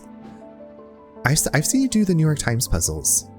You are not bad at puzzles. 3 resonant. Okay, so I was gonna look up if there's anything about resonance. No, like these last, I guess, probably since last week. When I started this, I feel like I'm going so slow because I'm like, it's so difficult. Those are word puzzles, a little easier. I love a good word puzzle. Oh my gosh, Mishi, Z, I almost said Cozy Kitties. Hello. How are you all? How are you both? Hi, Z. How are you? I have not gotten to catch up on your RE2. I saw that you'd made progress. Oh, I think I left off at the Birkin fight. That's where I left off. When Leon gets his like back broken, destroyed, shoved through that grate. A resonance compass will point towards nearby resonant objects. The only objects that can be detected in this way. Okay, so I have the resonance compass. I think this is a resonance compass. Right?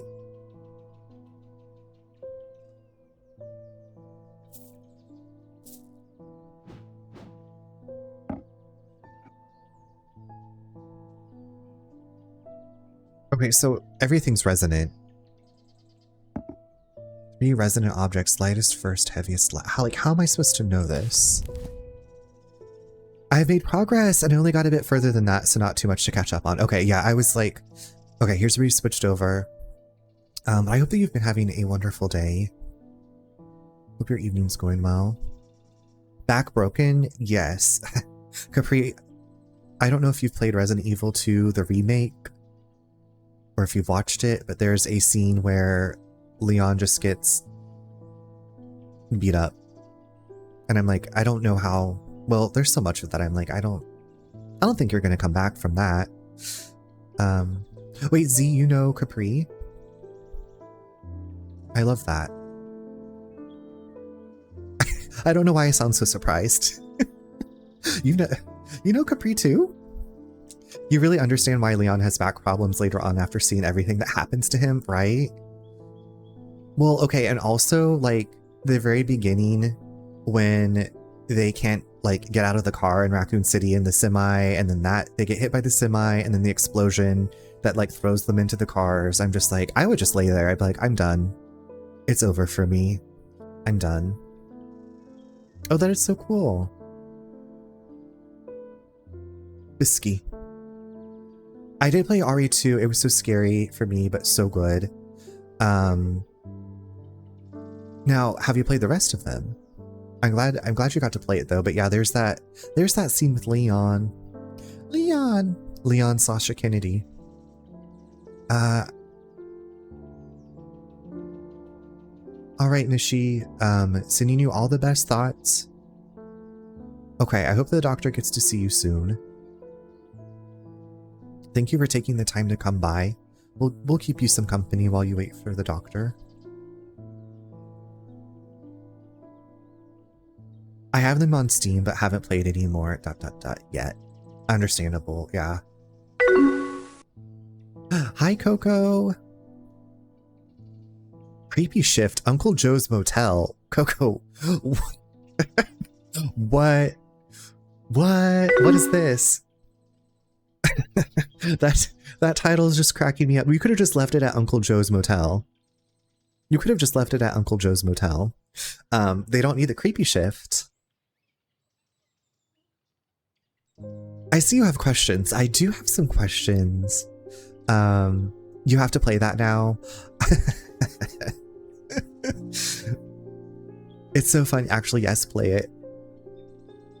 It's like cleaning sim, but make it spooky. Oh, okay. I'm gonna remind.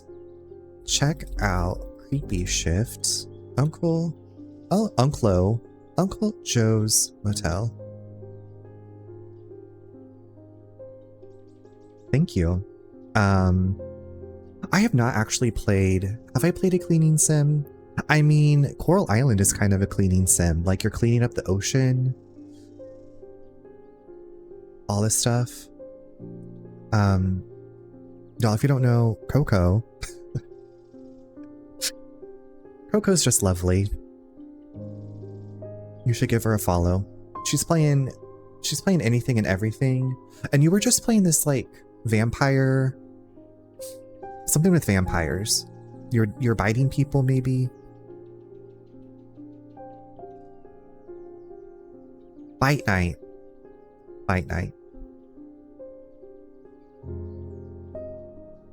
Coco, how are the kitties?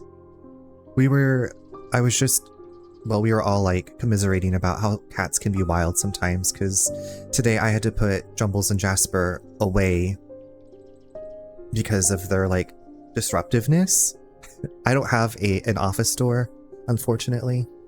So I was like, y'all can go to your catio, to your room with your litter box and your water, and y'all just go chill in here for the working hours, please.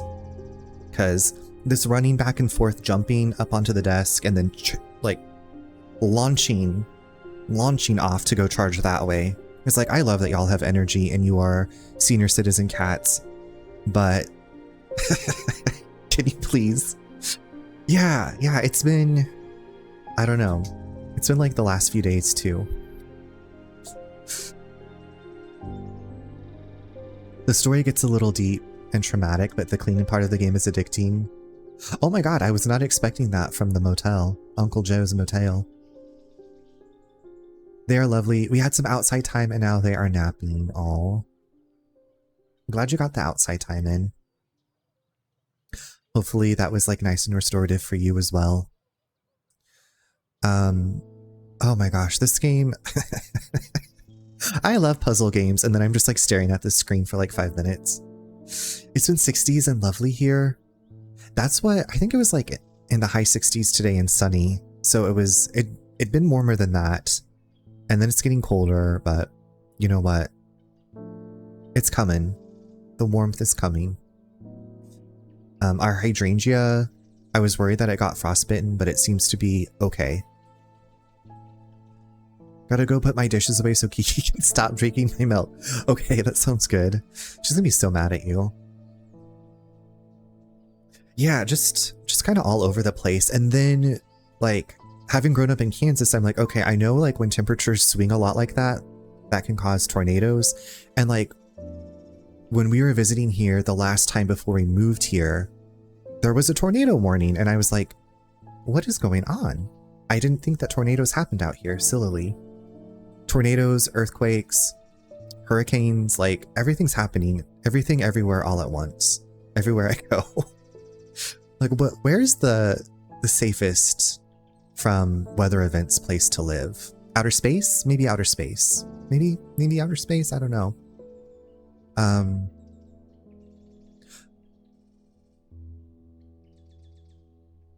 Okay, but is everything resonant? Because then... Wait, where did I put my compass? Oh.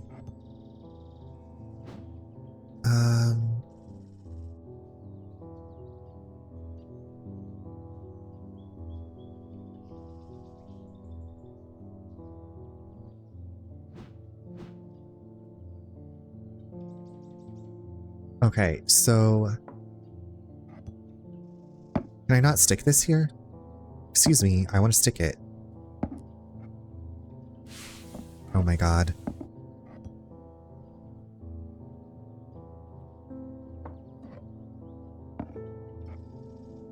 Okay, so this doesn't seem to be resonant. Is this resonant? I don't know what I'm doing. Okay, so this is resonant, the Elva Stone. I've never lived in tornado areas. If you ever do, just please have a basement.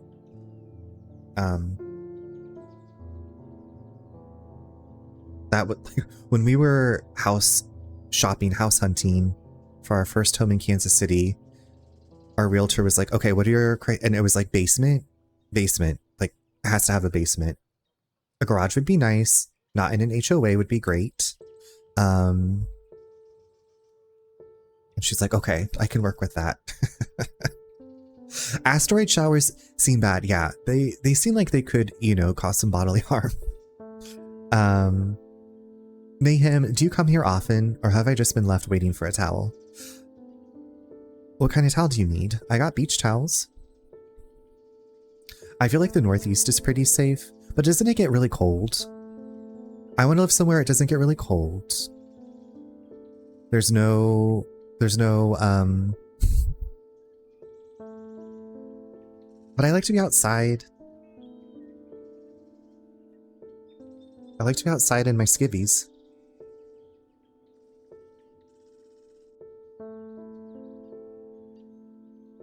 Just called me a whale. Wait, what? Goldilocks. I was like, I've lived in a lot of places. But yeah, the Northeast is the one place I haven't explored much in the US. Or lived.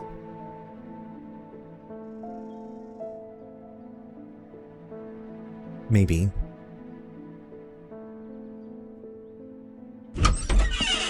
Okay, so the Elva Stone seems to be very resonant. Now, okay, does it weigh? How much does it weigh? Okay, it seems to weigh a lot. So Elva Stone, I'm saying Elva Stone is one of our items. Now, what about, is it, can I stick it here? Screaming, crying, throwing up. Okay, so that's not resonant. I was only hearing the Elvis Stone. This is actually what was left over after Elvis passed away. Grims, hello, how are you? Okay, not that. Not that. Not that. Not that. I don't understand why sometimes I can set an item down and then other times it doesn't. Like, just put it on the... There we go. Put it on the counter. Not that. Not that.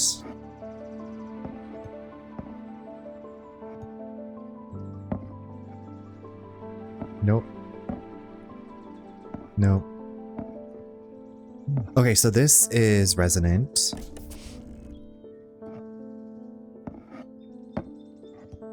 This ugly ass hand. The fingers. Okay, I think I've tried everything else from here. Priscilla was so kind to give it to your shop. I stole it from the estate, actually. I actually have been to Graceland. I don't remember much about it other than thinking like, this is really not my style. I don't think this is pretty. Happy Thursday. How have your past couple of days been? How was your Thursday? Have you been farm simming lately? Oh, isn't that pretty? Do you like the chime noise?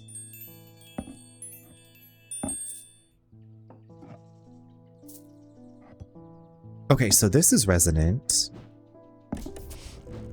3 resonant objects, lightest first, heaviest last. Okay, so lightest first. Okay, so that's heavier than that. Surprise, surprise. Okay, so lightest first.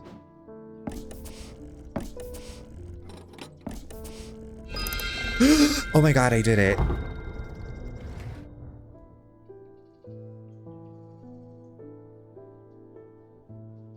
Okay, so I've done that to the moon. Is this? Oh, thank you. I don't think I have a hype command, but I should now. My week's been going good. Thank you for the sleigh. My week's been going good. No farming sim though. I've mostly been playing Raft. That game is so scary. That is a horror game to me. Give me the giant spider from Requiem. Cannot play Raft. Twiggle, thank you for the upload. Such a good one too. Come on, Abba. There was a game on, it was probably on multiple consoles, but we had it on PS3 called SingStar. And it was where you would take, the controllers were microphones. Or did they plug into something? Anyway, there was a version of SingStar that was all ABBA songs. And so, God, we had so many SingStar nights. I used to be terrified by the shark, but now he's kind of just an annoying pest that keeps eating my kitchen walls. Yeah, that's annoying, but also so scary. I made the mistake of like opening, was it Behavior? The people that make Dead by Daylight. I was trying to find a code and I opened their Twitter, and like their top post on Twitter was like someone had imagined Jaws as a killer in Dead by Daylight and like had concept. And I was like, oh my God, I will never play again. Ever. Ever, if that gets made. Doable, it was a good time. I actually still have the SingStar microphones. I haven't tested it out. The PlayStation 3 lives in the guest room. Maybe I should like put it together and see if it still works. Like the PlayStation 3 works, I just haven't used the microphones. I wanted to rent games like those on the Wii, but I didn't want to run out of breath while singing. Singers, it's a training thing. They gotta practice that breath control. When I was in the competitive children's choir, we had to do breathing exercises like before we would start practice. When I went to Hawaii, I wanted to hang out and swim at night, but then people were like, okay, but the sharks come out at night. Never stayed past them. The sharks come out at night. Yeah. Oh my God. Oh my God. That makes me think of the opening of Jaws, trauma, terror, nightmares. You would play a DVD of Jaws was a killer. What about if it was Jaws from 007? What if it was Jaws from 007? Would you play then? Because he could be a killer, because he is a killer. Right, no thank you. I read Jaws. I think it was my senior year. It was sometime around when I was finishing high school. And I was like, maybe if I read Jaws, like I will, it'll help me overcome my fear. Like I need to expose myself to more shark things. Like I've watched Shark Week and the book was really good, but it did not help assuage my fears. I swam in the dark in Thailand and got stung by a jellyfish, never night swimming. Oh my God. What? Like, how did you treat, like what happened? Did people like pull you out of the water? Not that it wouldn't be fun, it just felt like I would enjoy more playing on the Wii as doing platform games or adventure or puzzles.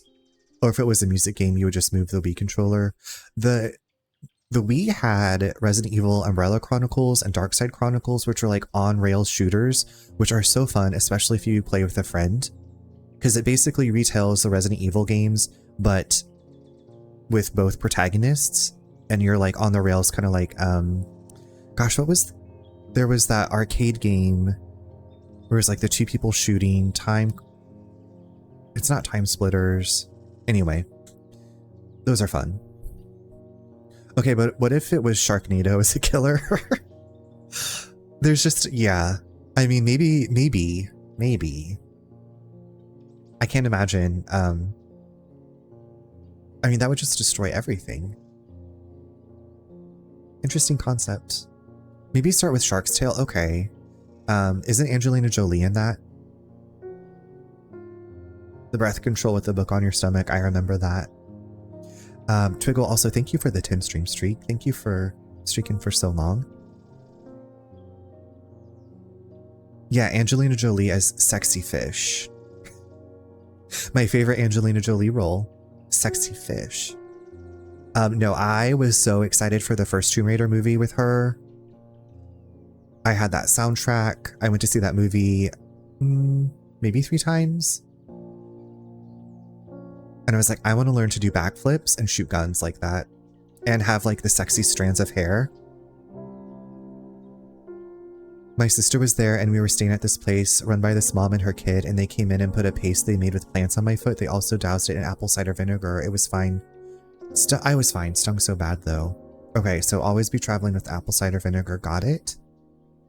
If I'm going to be in the water. But that's so cool. I didn't know that you were in Thailand. I feel like you've traveled all over. I feel like I need to ask you about all of your travels. Nicole Kidman as Killer. I could see that. Stepford Wives Killer. She deserved an Oscar for that role, for Sexy Fish or for Lara Croft. Yeah, I guess I actually learned that from Coral Island, because in Coral Island someone got stung by a jellyfish and someone was like, I'm gonna pee on it, and they're like, that's not actually what you do. Both Sexy Fish and Lara Croft. I mean, have you ever seen Sexy Fish and Lara Croft in the same room at the same time? No. Maybe for a reason. I did. I want to go back so bad. I'll have to add that to our list. Capri, we're getting ready to go to Norway a week from Sunday. So every couple of years, Nate and I and one of my really good friends, our really good friends, I say my good friend because I met her when we were freshmen in high school, we take turns picking a different place to travel. So she picked Iceland and then I picked Portugal. So we've been to those, and then Nate chose Norway, but also Nate's bestie took a lateral promotion and moved her family to Norway last fall. So we'll be able to meet up with them. Yeah, I'm really excited. I'm excited. We're doing some like some train traveling, train traveling, sightseeing, museum touring, just all the stuff. I can't believe it's already here. It's kind of, I'm like, oh, that's so far away. You try to book it, in advance, because it's like, well, I can pay this deposit and then I'll pay the rest, and then it's here. So, okay, so I made the moon.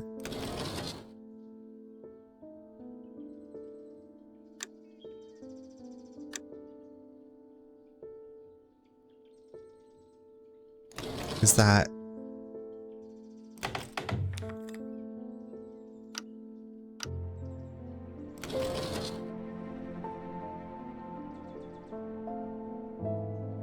Okay, so it looks like it's stuck at 10 o'clock. So I'm thinking... Is it... Okay, so this flower... Wait, hold on. Hold the phone.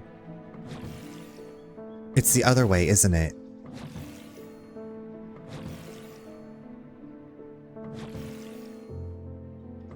There we go. It's this way. Okay. Maybe. I can't wait to hear all about it. Yeah, it'll be a great time. It will be a great time. I have been watching the Charlotte like security check times to like, I'm like, okay, we're gonna get there early. But then it was like, how long are the security lines and all this other stuff. So I feel like it's always the anxiousness of getting onto the plane. And then when we went to Portugal, our bag was left in Newark. So we were in Portugal for like a day and a half with, thankfully Nate and I had both packed like a change of clothes and like our little carry-on. But then I was like, well, I need to get some deodorant. And thankfully our friend was like, you can use my toothpaste, you know, but it was just like, man. And then, yeah, so we got to Lisbon and had to file like a missing bag thing. And I also had to like rush and tell like the car that was waiting for us. I'm like, I'm so sorry, like our bag got lost. Please don't leave without us. It was a bumpy start to the vacation. Oh my god. We are ooh, that's scary. What is that? Ooh, that's scary. Let me grab it. Oh my god, okay. Is there anything else in here? That's wild.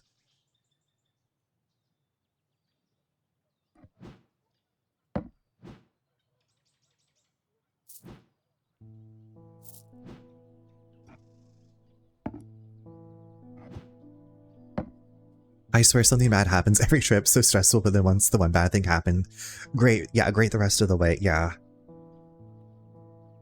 And I was like, should we just like try to do carry-ons? And I don't know, like when we went to Iceland I was like, well, I'm packing like a heavy coat, my hiking, like I'm packing bulky things.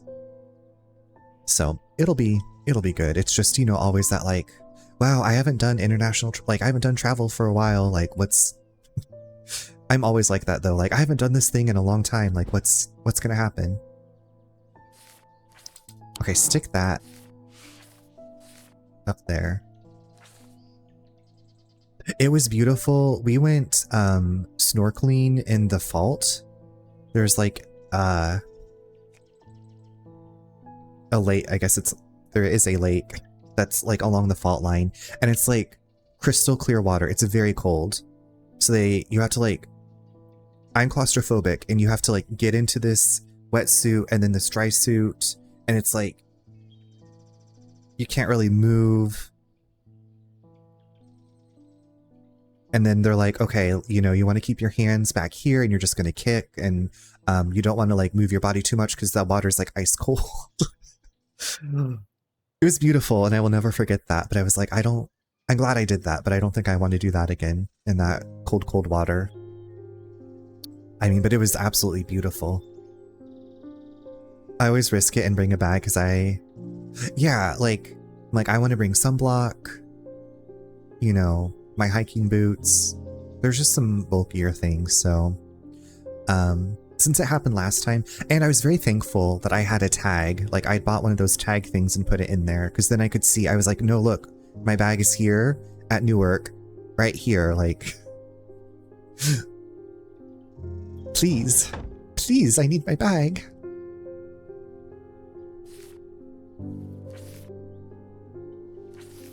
Speaking of, I should probably make sure that thing's still charged. Or still has a battery. I don't know quite how it works. I bought it for when we went to Iceland, and then it came in handy when we went to Portugal. So I should probably make sure that it's still working. Wait a minute. Does this go on here? No, okay. I've already opened that. But I was just like, well, it's a flower. I'll just pull that down. Okay. I guess we're ready to start the day. Francesca's back. I got a fright when they brought the body of that poor drowned woman to me with those lifeless black eyes. I thought for sure it was Verona at first. She does look like her. But we're quite certain it's a lady from Hawkshead who went missing a few days ago. There's one thing I can't get out of my head though. Why would she try and swim across the lake? And in the meantime, Verona is still missing. I don't like to use thermic needles as a rule, but the circumstances are beyond the rule book. We need answers. Wait, was that the lady who I gave the breathing thing to? Oh no, did I accidentally kill somebody again? Oopsies kadoopsies. Thermic needles are controversial items that are rarely used. They can reach into the mind of the recently deceased to give an impression of their thoughts before they died. Curiously, the weight of these tall items decreases when heated. Another note for the watch list. Another note for the watch list. Okay, what did it say? It says heated. The weight of these tall items decreases when heated. Tall item. A thermic needle. This looks tall, right? Okay, so that's heavy. If I hold it over the candle... Oh, hold on. I can just hold it here, right? Okay, and then I can do this.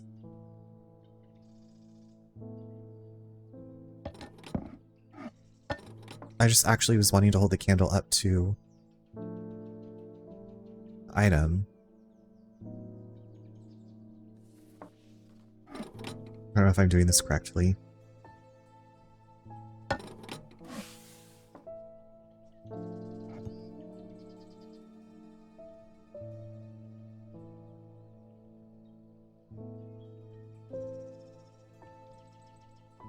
Okay, so maybe not that. What about this? Okay, so that's...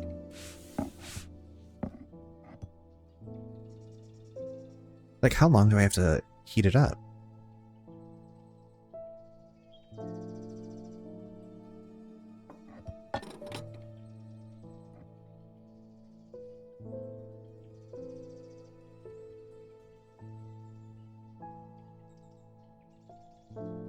Well, you would think that, like, heating it from beneath it would heat it up, right? They can reach into the mind. Is there a symbol that means mind? Mind. Mind. Wisdom. Paralysis.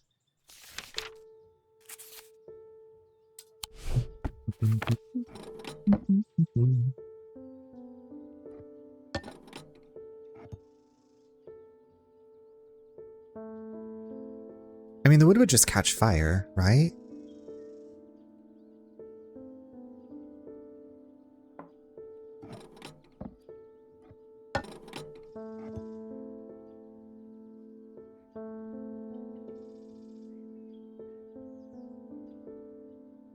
That's the thing in this game. Like, I don't know if what I'm doing is, like, effective. Like, if it's actually doing what I want it to do. Like I said, heating up, I would assume you hold it over an open flame.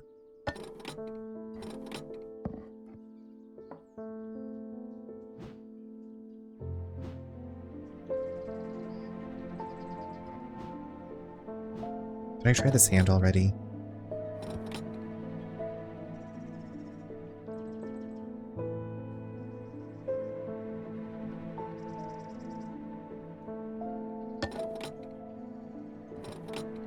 Okay, so not that hand. This is kind of tall. Oh shit.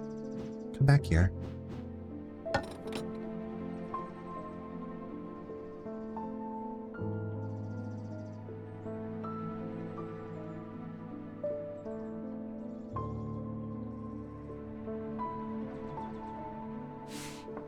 Don't you go in there, candle.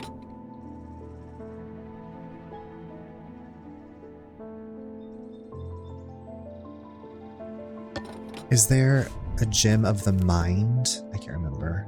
Stone of containment. Stone of water. An anchor between body and mind. The mintic, the kyanite, blue. I mean, that could be something. Which I know this one does have all the blue stones on it, but it doesn't seem that tall, but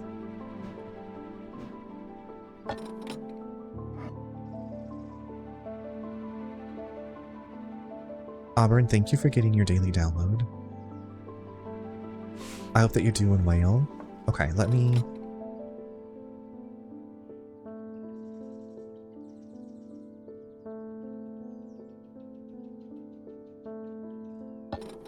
Maybe it needs to be held over both candles?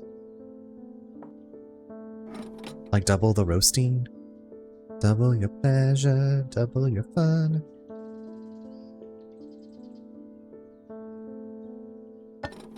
Yeah, I don't think that's it either.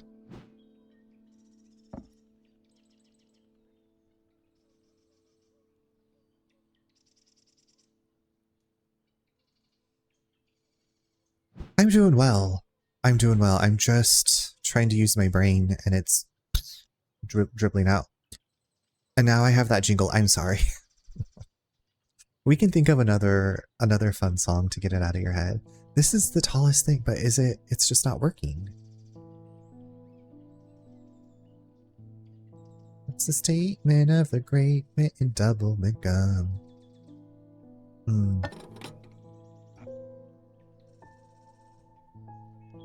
I don't know, actually. I was like, I have some Trident. They still make Trident. I have some Trident in the drawer. I'm almost out of spearmint. And then I bought like the tropical... Is it tropical fruit? I don't know. I was like, I'm kind of... I don't know how this flavor is going to be. I usually just stick with spearmint. Or cinnamon. Freshness is full of life.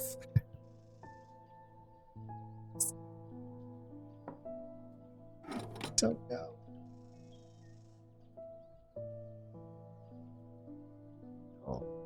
Is there a symbol of thaumaturgy? Thaumaturgy? I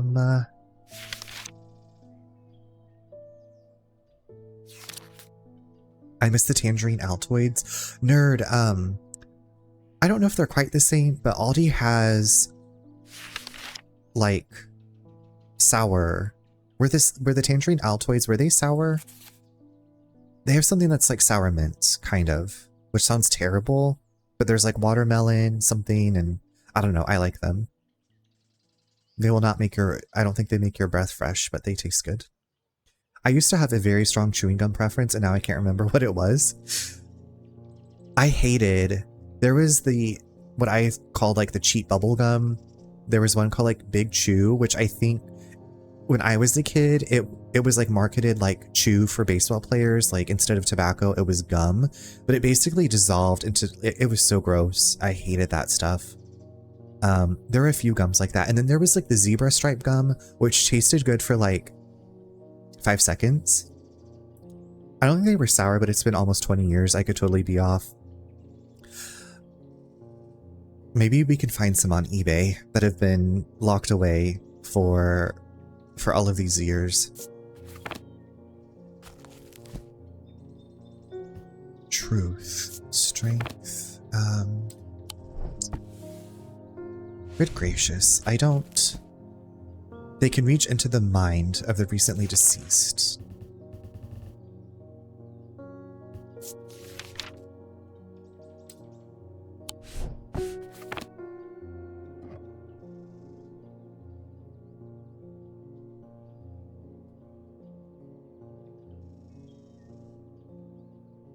Big Chew is like chewing a piece of wax. Oh, do you remember Bazooka Joe with the comics? Same with Bazooka. It went flavorless so fast, but was the best for bubbles. Yes, yeah, the Bazooka. Google says you're right. They were sour tangerine Altoids. Hold on one second, nerd.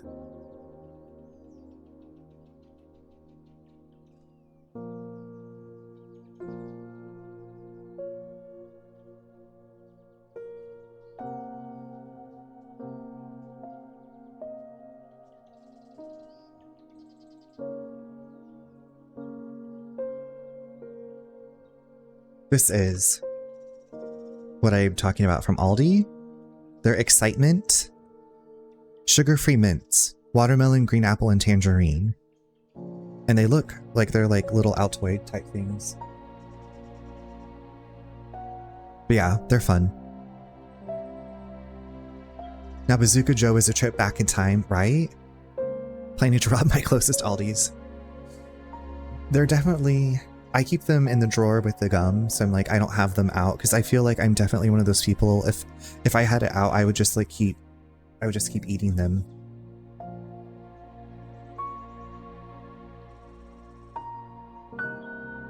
Okay.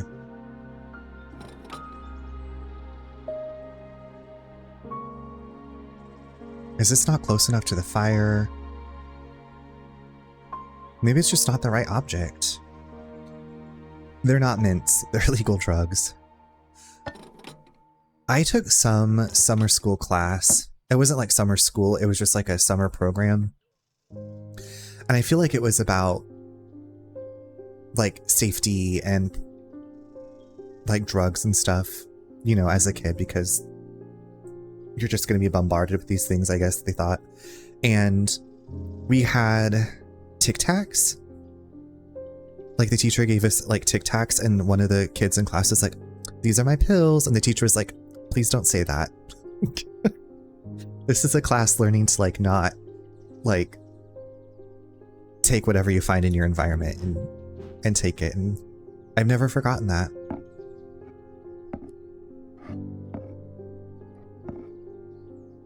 It wasn't like not even there. It was something like a local class. I mean, I had to do DARE as well.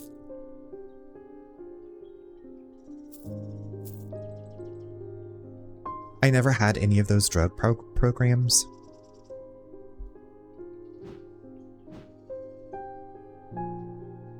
I feel like that class that I took, that summer program thing, was when we lived in the Chicago area. And then when I was in Wichita, we had DARE.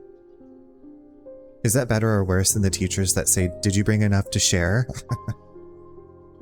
I don't even know what this one, like, I don't really remember most of the class except for that weird interaction. I think my favorite like summer class that I took was a cooking class. And I don't even like cooking, but as a kid, I was like, oh, I want to learn how to cook. And I like had index cards and I'd write down the recipes. That class was at the high school that I ended up going to in like their home ec room. And so we actually got to like cook whatever like we learned about making. I didn't do DARE either. Like I know nothing about it, but I was only offered drugs twice as a teen and accepted both times. So I guess I fail. They need to bring cooking back to schools. Summer cooking class. It was. I was like, I guess it was either elementary school or middle school when I took that. Because I had to do swim lessons to the Red Cross every summer. And I was like, I guess that wasn't all summer long. The amount of young people today that don't know cooking basics frightens me. I remember the first time I was like, I'm going to make scrambled eggs.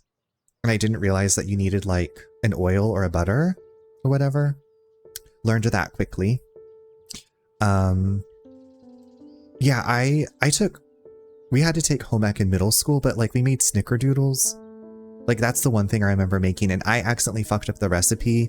I swapped baking soda and baking powder or something. So basically our snickerdoodles came out as like crumbly balls. Like my friend went to go pick one up and it just like disintegrated in her hand. Fattest flavor. Thank you, France and Italy.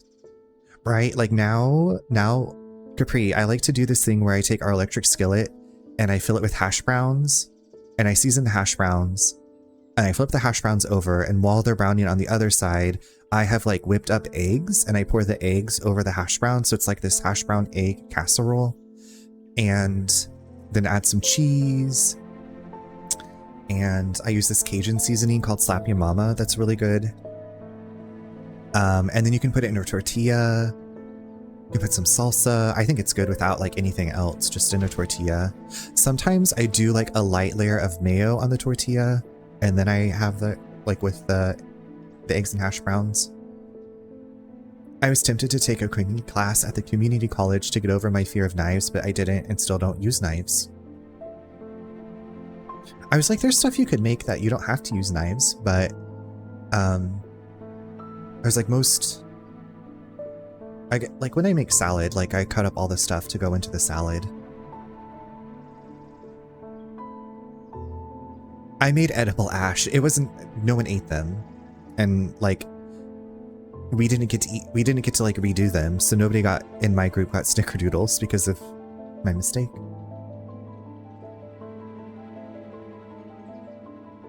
That's true. I was like, I make tuna melts and they don't require knives. Well, it depends on what you want to put in your tuna melt, because I like to put celery in mine. I don't always have celery, but I do love a good crunch of the celery in my tuna melt. What am I doing again? Oh yeah, I'm looking for this needle.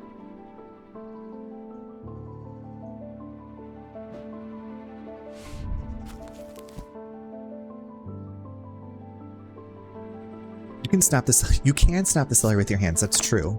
I usually do snap the bits off that I'm not going to use and then cut the rest.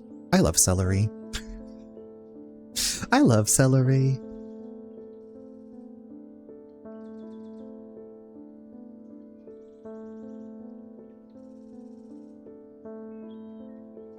I feel like I'm tricking myself with this game. Like I've been holding... And part of me is like, am I just not holding it in the right spot? Is that why it's not doing what I think it should do? Burn.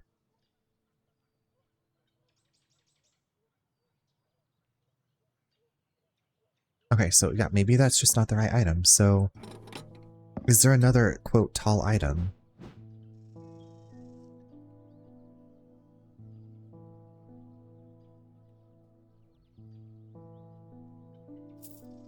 This doesn't seem that tall. Okay, but it's heavy. Green gemstone, wood, and gold. Okay, what is a green gemstone? That means a stone of the earth and of nature. Okay, I don't think that has anything to do with it.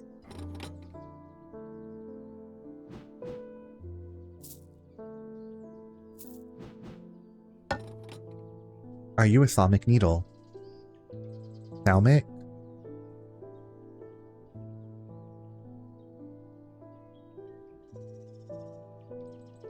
But I don't know how y'all feel about tuna melts.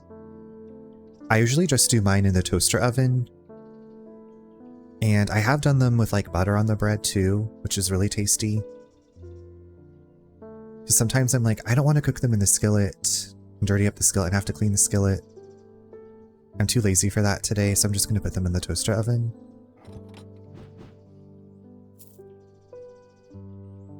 I just don't know what you want from my babes. I'm a barbarian. I eat tuna right out of the can most times to avoid cleaning. I like to mix stuff into my tuna. I will dress it up a little with some vinaigrette. I have not done a vinaigrette and tuna mixture before. But I do like to make my own zesty Italian vinaigrette for our salad. And my second mom sent us some garlic-infused olive oil. And then I can't remember what the balsamic vinegar... Anyway, she sent us some nice oil and vinegar for Christmas. And I did use the garlic, and it's very potent. So I'm like, maybe I'll just add like a teens of this, a teens with the rest like regular olive oil.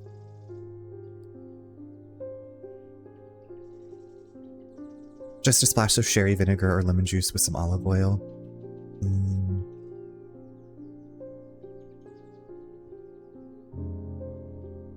Yeah, I like to switch up the vinegars that I use for our vinaigrette. And add some cayenne for just like a little bit of heat. I feel like I've been struggling. It's just, I feel like I've been slowly struggling worse and worse each new person that comes in.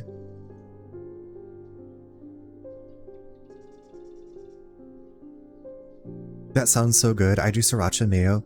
Ooh, okay. I've never done that.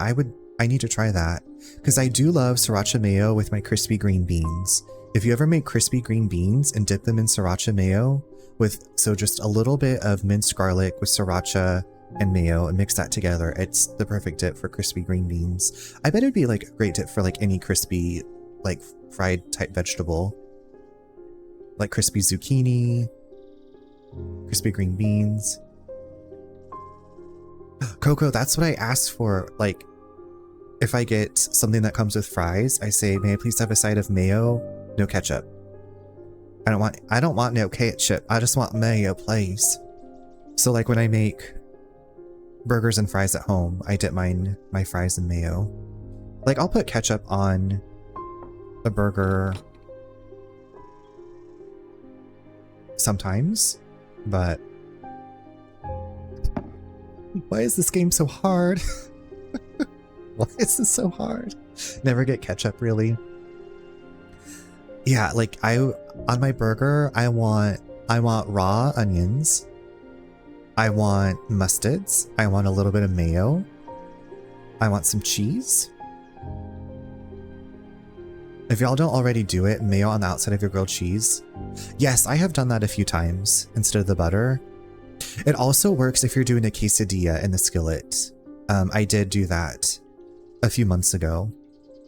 I did mayo on the tortilla and had chicken and cheeses on the inside and then flipped. It was really good. I'm struggling. Ketchup is a no-no.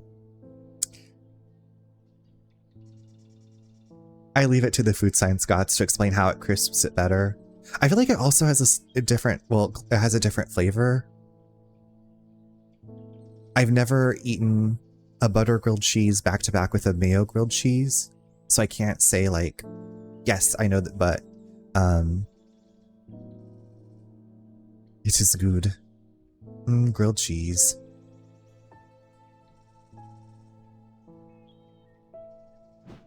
Time for some side-by-side research chat, right? We can add that to our food party list because I think we talked about the macaroni and cheese party. Maybe we talked about a grill and cheese, just regular cheese party. I'm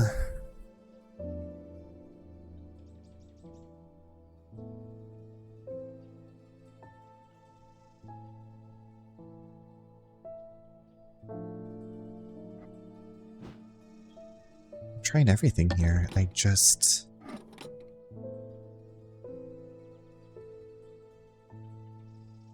We have homework. You had me at grilled cheese.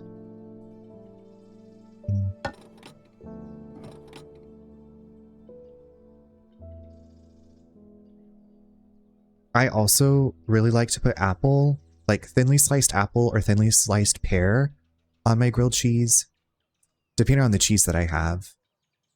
And like a little bit of spicy mustard and a little bit of mayo with the cheese and like the apple or pear. I like apple and chicken. I don't know if I've ever had apple and chicken salad. I've had it with the grapes and it's okay, but I'm not a big fan of that. I'd rather just have grapes like on the side. But I feel like I've had like an apple walnut Waldorf chicken salad. I feel like maybe I have had that. I love grapes, but not in the salad. Yeah, it's like I'll eat it, but it's not my first choice. I can see a slice of super crisp apple for some freshness to balance out the heaviness. Yeah, like if you have a Granny Smith apple and you have that tartness and you also have like the pear, it's so good. Like with a Havarti or Swiss.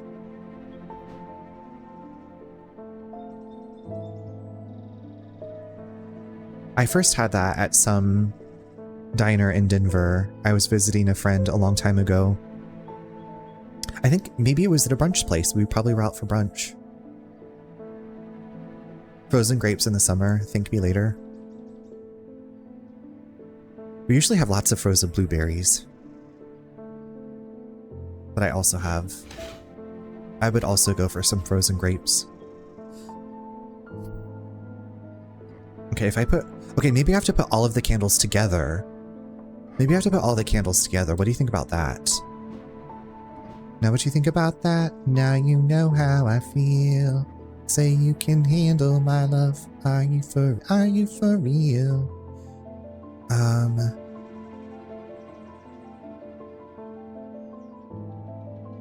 It's like nature's candy.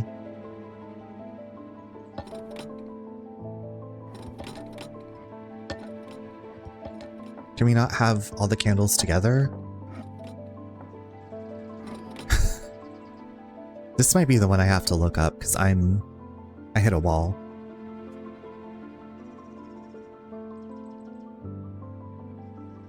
Unless anybody has any suggestions, I'm open to suggestions. Help me run my occult antique store. Strugglina. I actually eat frozen grapes all year, but I get some people don't do cold frozen foods in winter. Really? I feel like I eat... Sometimes I'm like, do I eat ice cream more often in the winter? But in the summertime, I love making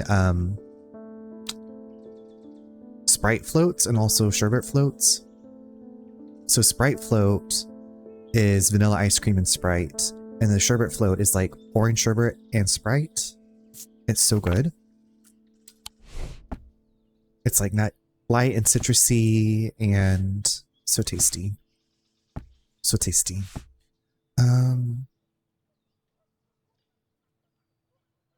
Makes life truly a life worth living. Truly a life worth living with the frozen grapes.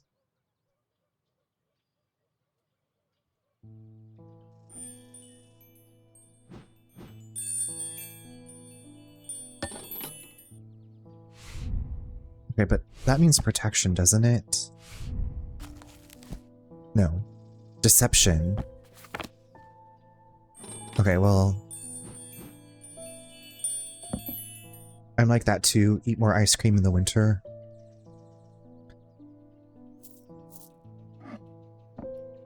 Like all, you know, cozy and bundled up in flannel pajamas and little house slippers. Give me that ice cream. In the summer, I feel like I'm racing to finish before it becomes part of my clothes. A nice, delicious waffle cone with some Cherry Loves cheesecake from Cold Stone Creamery.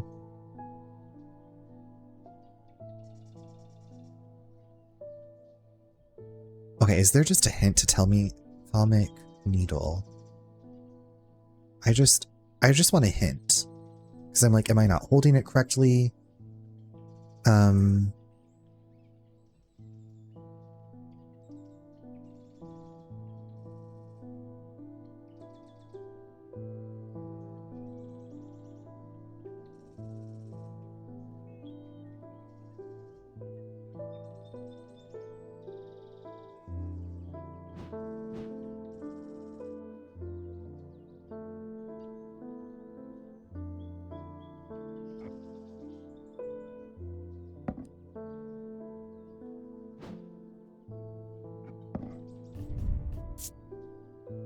Is this okay? I can see what it is, and I'm like, I don't think I even have that in my shop.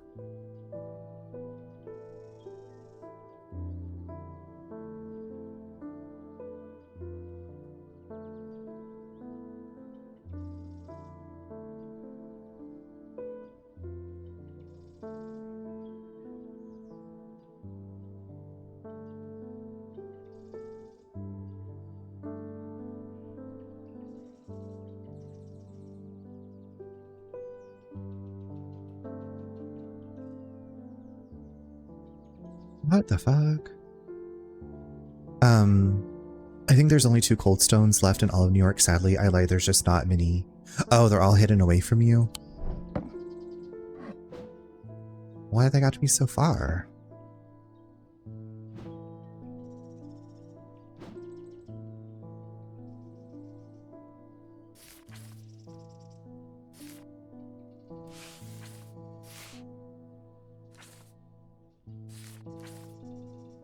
Okay.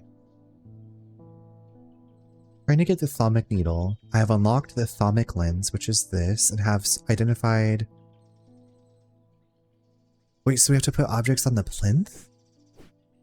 Did she say something about...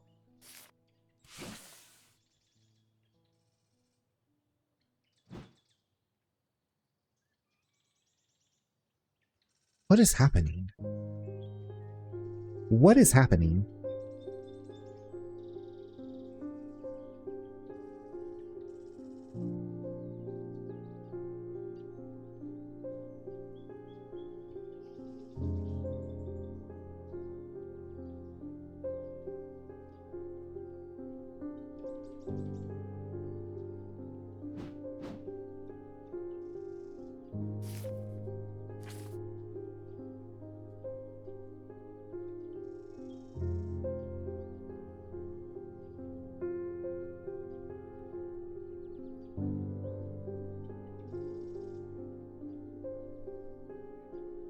Okay, I'm just gonna look this up because I'm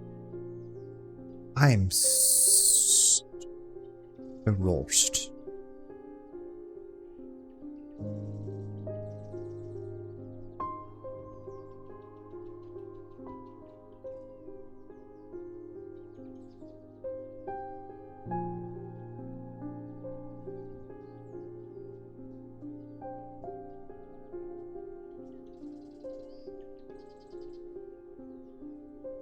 But I already got everything out of there.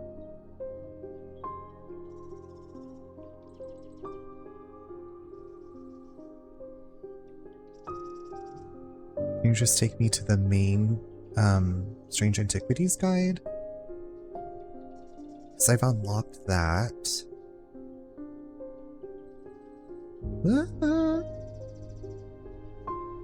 What the heck is a plinth? It's these right here, which I have done. Like, I just...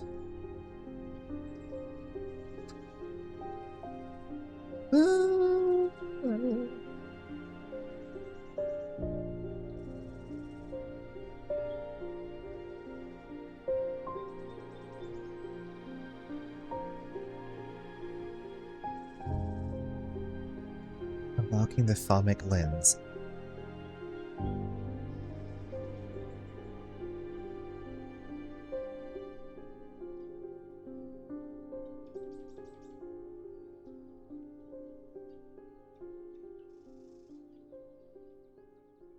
Oh. Oh. Oh, okay. Okay, I don't... My brain was not... My brain was not having that.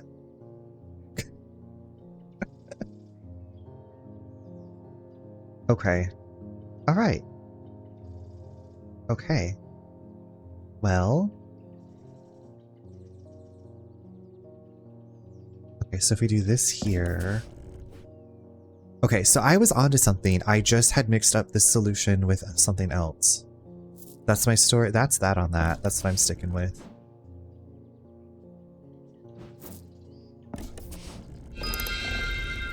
Jesus Christ on a cross. Here, this is what I need. That's the thalmic needle. Ah.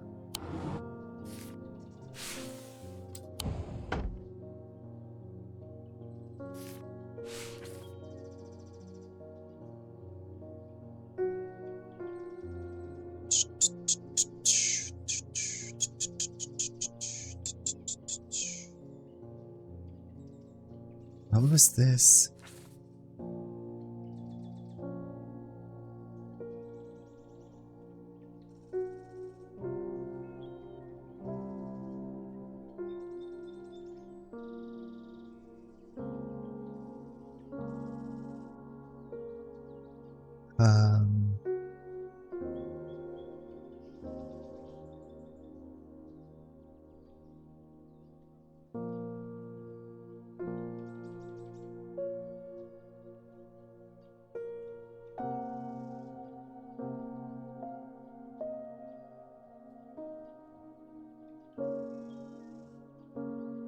Okay.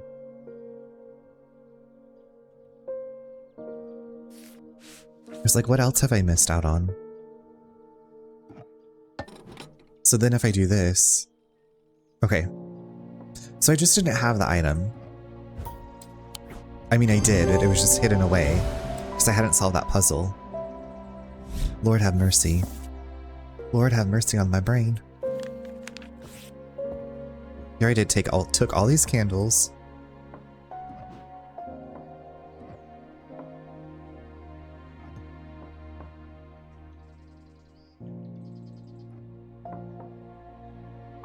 Lord doesn't approve of our paganism. Listen, we're saving lives.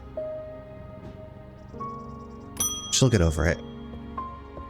Oh, yikes, you. The people are afraid.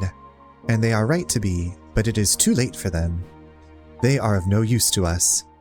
Prove yourself, and perhaps Holgar will deem you worth saving. I require an object to steady my restless congregation and remind them why I am the one to lead us through this turbulent time. They respect strength and power above all else. Lives don't matter, only their Christo-Judaic souls. Well, she's about to eat all of their souls, so... Buckle up, bitches. Morgan's Folly or Fortnance? Morgan's Folly or Fortnance? What are we going to give her? Morgan's Folly or Fortnance? For the banishment of Hobbs' fear and Noctic sight, these tend to take the form of a... Oh, nope. A folly symbol can be revealed. Precaution should be taken against unwittingly looking upon the hidden symbol. Okay, so that's Morgan's Folly. And what was the other thing? Fortnance. A Fortnance can enhance physical strength or restore strength that has been sapped whether by exertion or by hex. They are made of stone or iron and usually take the form of a small totem. Okay, so she wants... They respect strength and power above all else, so we want to give you the Fortnance, because I don't think you should be... I don't think you need to be brainwashing more people. Can be revealed to induce a trance-like state. Makes them open to suggestibility. So yeah, maybe we'll just give you... I don't think we need to make you extra strong. They are made of stone or iron and usually take the form of a small totem. Stone or iron and take the form of a small totem.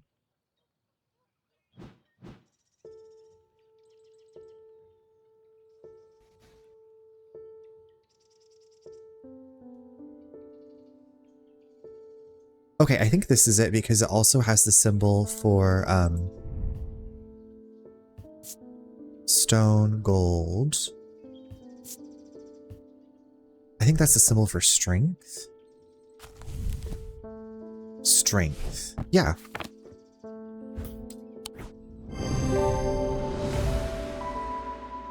It's made of stone. Bye. Good golly, Miss Molly. Okay, what a day. End of day 12. The writer's partner was less fortunate. They found his frozen body a week later. Okay, before we continue, we are going to take a quick break. So, go to the bathroom, go TT, stretch, and I will see you back in just a few.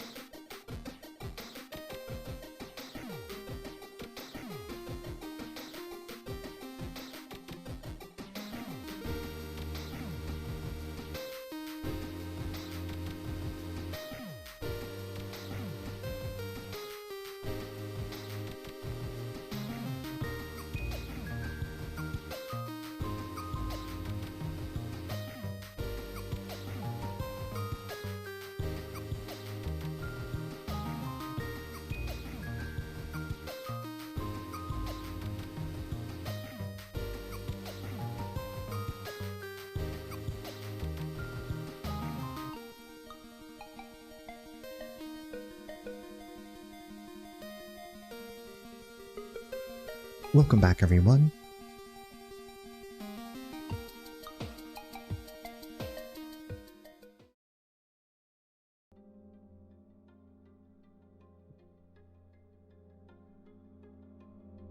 Okay.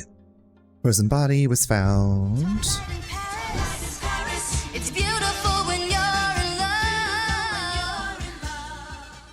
Wait, Nick? Wait. I saw you playing Nemesis, and it was the opening scene, and the zombies were all Claire Redfield. That was wild. I just remembered that. Hi, I always go to Twitch for life advice, and I was just wondering if you had any tips on like being confident and genuine and successful. What are your thoughts on people pleasing? Do you think people really deserve to be pleased in the first place? Thank you for answering in advance. Which question do you want me to answer first? Do you think people really deserve to be pleased in the first place?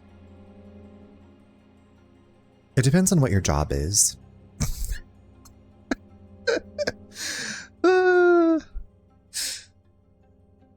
That depends on what your job is.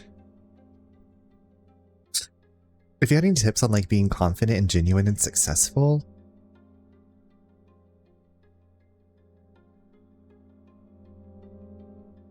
you imagine everybody's in their underwear. If you can't make yourself laugh, how the hell are you going to make anybody else laugh? Can I get an amen? I think, isn't that the RuPaul quote? If you can't make yourself laugh. But like cute underwear, sure. Sure. What are your thoughts on people pleasing? I wish that I didn't do it as much. And I feel like it was ingrained into my upbringing. I think some people deserve, like, I feel like an act of kindness can be a pleasing thing. But also, like I said, it depends on your job. Please yourself before anyone else, exactly.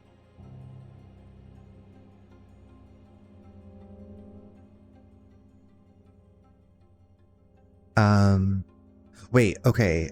How are you? Did you get your hair in?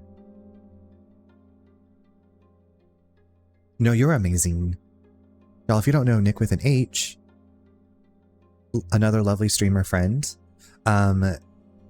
Nick was gracious enough to play through Resident Evil 6 with me.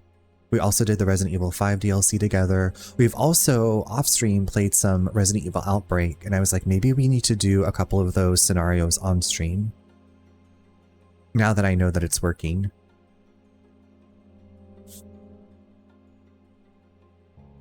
And Nick always makes me laugh. Nick's so kind. Nick is kind. Nick makes me laugh. Nick asks questions. The hard-hitting questions. You've been watching YouTube. Anything good on YouTube? I've never seen H. Nick, but that's a cool name.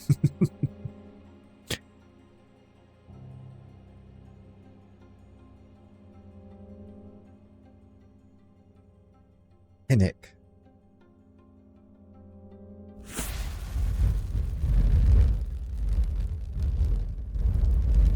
Ooh, we're making some grapes? Oh, no, ahead. Didn't they get home today? I was watching it on YouTube just to get that NASA badge that you have. I am marked by Jupiter. So Jupiter went and peed somewhere and marked it, is what I'm guessing. I am marked by Jupiter. Okay, I know that the tower has alchemical symbols. Oh my god, Nick, I don't know if you were here earlier. I had to look up something because my brain was just... like, I knew how to find the object, but I didn't know where to find the object. So I had to look up a solution because I was treading water, but falling down, like going under.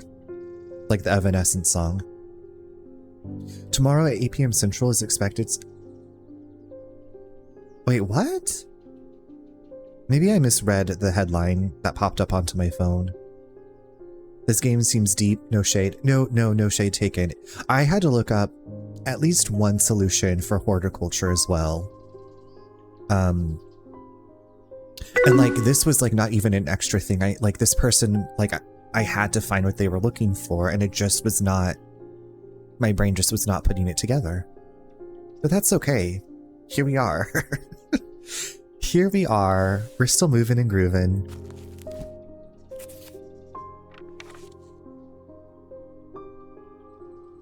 Okay, I'm looking for Jupiter. Jupiter looks like the number 4. I am marked by Jupiter. Jupiter looks like the number 4. Okay, so this. Success! The mark of Jupiter on my map leads me to a square room on the ground floor. Other than an intriguing torn note, there doesn't seem to be anything of interest until I notice that the bookshelf is mounted on a runner, and can slide to one side. I push it and it glides easily, revealing a hidden recess in the wall behind it. Ooh, girl. Ooh, this is cute. Look at my new little brooch. Stick it up here, it's sneaky. Being an astronaut is incredible until you learn you gotta poop in front of 3 other people. Oh god. Yeah, weren't they having problems with the toilet, so the stuff was like floating around? When a game is hard, do you ever feel like that's a mark against it, or do you think it's fine in this day and age since the answer is readily available? I guess that only... You know...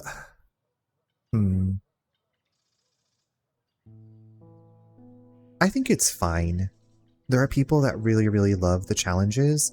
I love a challenge up into a certain point, and I love mind challenges much more than what I think of like combat challenges, if that makes sense. I have not played Blueprints, but I feel like that's also a mind challenge. The Nancy Drew games, sometimes I'm like, I don't know what this wants from me. And like, you know, my brother was playing those as a child and figuring them out, and I'm like, my brain just puzzles.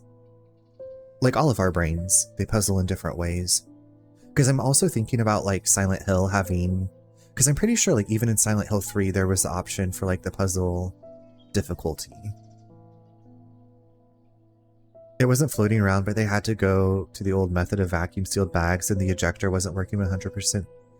So the collection of waste bags was building up instead of being dumped in space. Turds just floating around everywhere. Turd bags.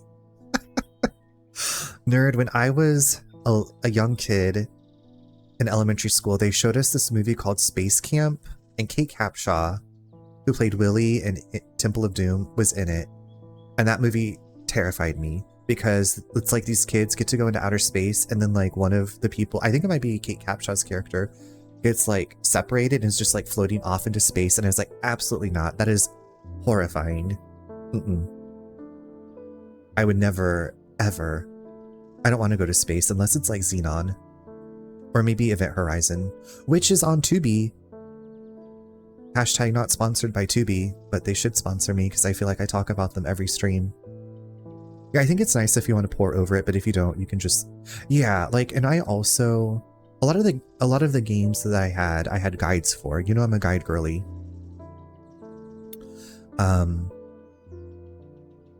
I'm trying to think, but yeah, this has definitely been stretching my brain, and I'm like, you know, there's sometimes when you play this, and I also think it's different when you're streaming, because your brain's like processing, you're talking, you're also trying to do this. It's everywhere. Kate Capshaw is gorgeous. I would love to go to space, not with current tech. I thought you were gonna say I'd love to go to space with Kate Capshaw. I have the Artemis stream on another tab, and they're doing toilet maintenance. They're doing the good. I'm glad they're getting that toilet maintenance up. The castle vaults are blocked by a diurnic seal. It can be opened by any object made from silver or gold that produces a diurnic field. Silver and gold. So okay, this is not gold, is it? It's bronze. Bronze. What were you doing at the bronze? Things of bronze. A diurnic field. Okay, what is this gold? Gold. Okay, do you make a diurnic field? Come here, Diva. Come. That's my Edna mode impersonation. Come, come, come, come, come. Oh, Steam has just informed me that Strange Antiquities is on sale. Liz, join us. One of us. One of us. Dire Nick. Okay, Nick, I will be right here waiting for you. Right here waiting for you. Do, do, do, do, do. Liz, have you played Blueprints and or the Seance of or at Blake Manor? I played the demo for Blake Manor and then I bought it. I just haven't played it yet. And I was like, am I gonna do that on stream? Am I gonna do it off stream? Okay, so this is what Diurnic looks like.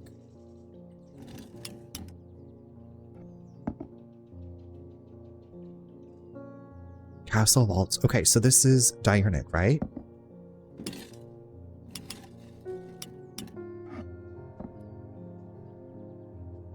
Yes for Blueprints. No for Blake. Did you like Blueprints? Did you stream Blueprints? Do I have a brain gap in my brain? Castle Vaults are locked by a Diurnic seal. Okay, Castle Vaults. Through the vaults.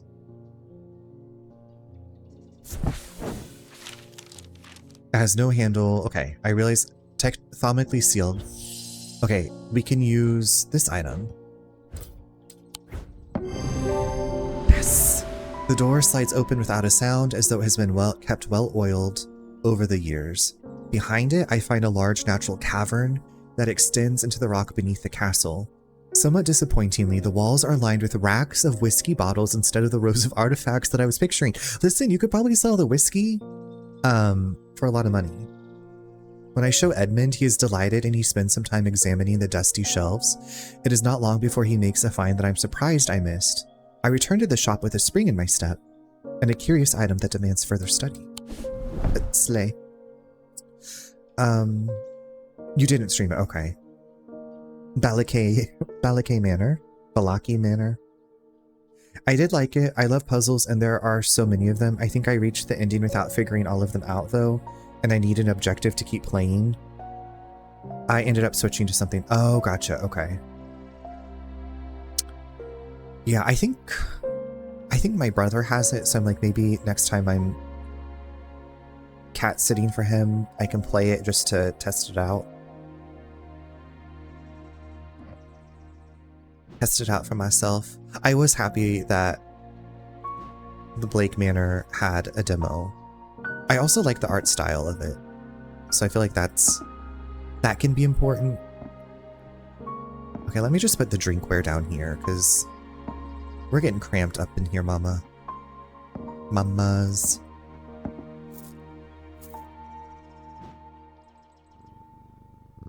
Make sure you have a notebook handy. You'll need one. Okay. I was using my notebook. What was I using my notebook for the other night? Oh, I was using it for this game.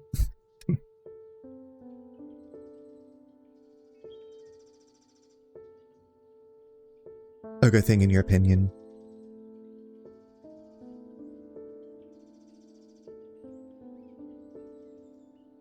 Notebook gang. The Bishop's Square is a simple tool of my great-great-grandfather's devising, loosely based on a briar's disc. By all accounts, he was an impressive man, but it would seem his mind began to fail him at the end. Perhaps he spent too long studying his Zia. He imagined invisible enemies coming to steal away his most prized possessions. So he began hiding them about the castle, noting their locations in a code that only he understood. Oh no, not a code. Not a code. Okay, so that means summer, fall, winter, spring. I do remember those. Engraved symbols, weathered sharp edges. Okay, so Zia. Too long studying his Zia.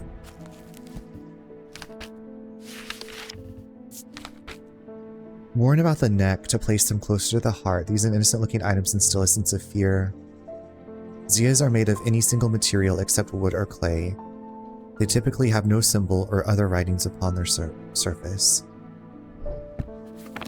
Zia.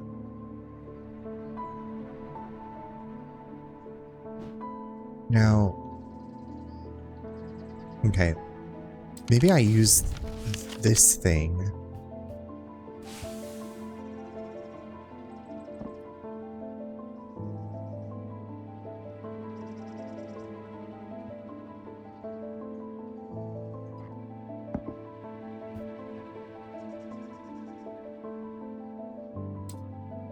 Where's my... I just want to put these in the archive, clear a little bit of space. And then put this back here. I try to remember all the games that I've used a notebook for. You know, I feel like when I first started playing Stardew back in 2018, I kept track of like liked gifts, and then I feel like they built that in. Or maybe it was always built in and I didn't realize it.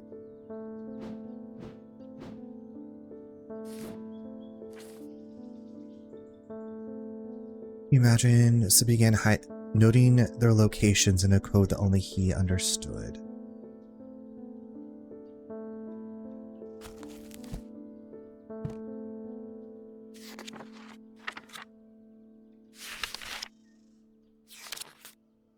Okay, again, so autumn, winter, spring, summer. Do those relate to... I don't know. Stardew had a lot of changes since it first came out, so maybe not. It did, like, I think it's really interesting to go, like, I feel like the last update or whatever Concerned Ape did, like, showed the progress from the beginning to what it is now, and it's crazy. And I was like, I feel like it's always looked the way that it looks now, but that's not the case.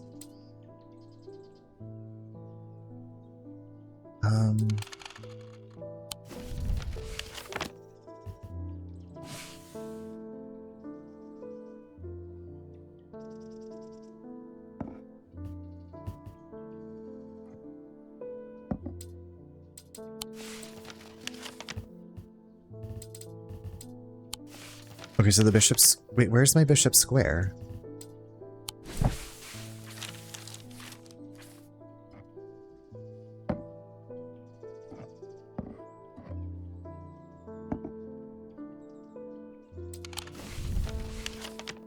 Yeah, I saw that. I was late to Stardew, so I was surprised at how it was. I feel like the colors changed a lot.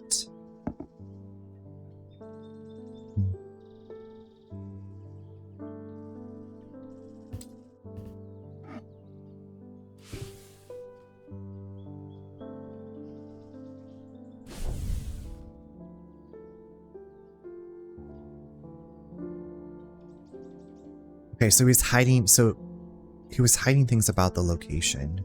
Briar's Disc, is that... Do we have anything about a Briar's Disc? No?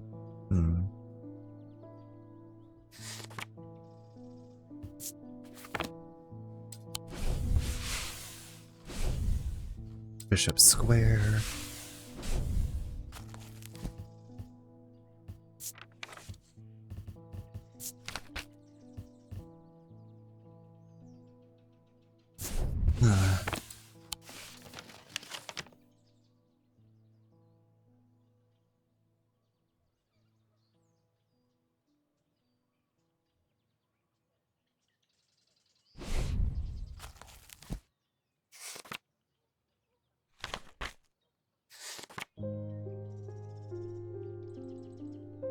Bismuth?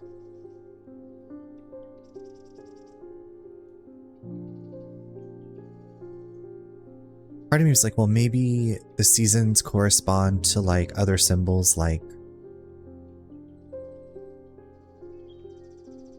What do you call that? Zodiac?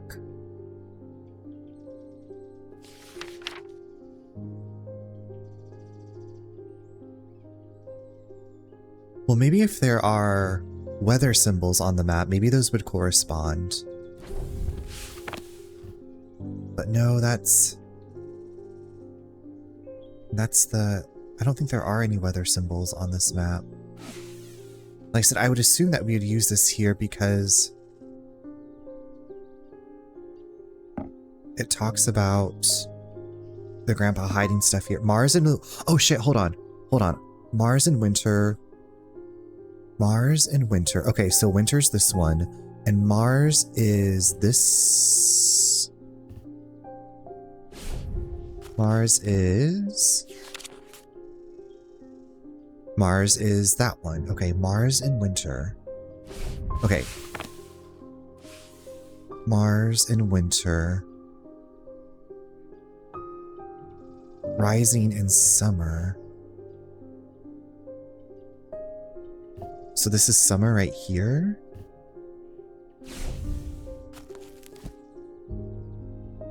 Mars and winter. Well, fuck. Why did it... Bitch, put it back.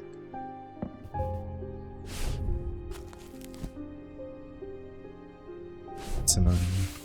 Mars and winter is a great band name. Mars and winter, rising in summer. So the kitchen?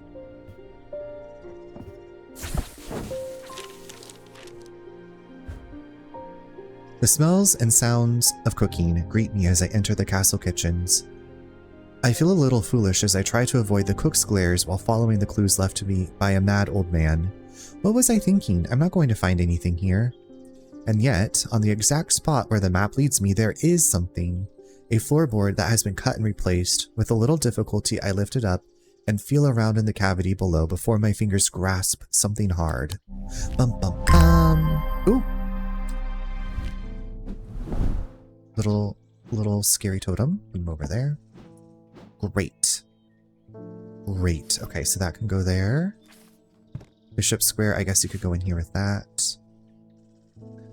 Please welcome to the stage, Mars in winter. Alright, Jupiter, you ready to get this day rolling? I can't say too much, but it has fallen to me to carry a secret that people would kill for, that people have killed for. It's a lot of weight to carry around in my head, and it's getting harder to bear around certain family members. It occurred to me that it would be safer in an ecumenical. Great, I'm sure I have one of those. Hopefully it's not hidden like the last thing. Receptacle commonly featuring a memento mori that acts as an aid to recollection.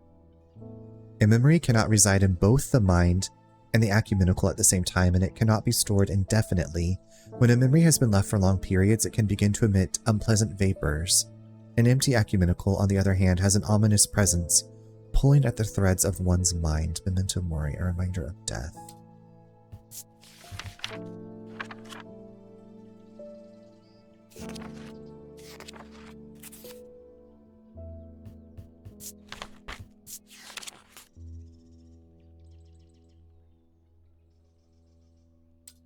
An empty ecumenical, on the other hand, has an ominous presence of pulling at the threads. Okay, so we need to look for something.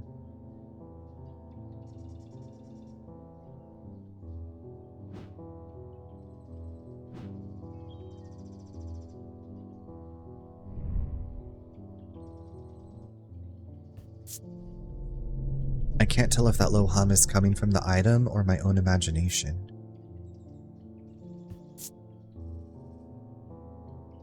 Okay.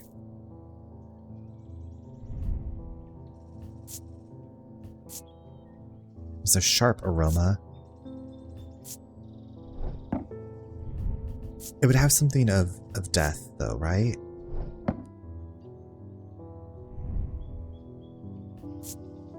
Bone.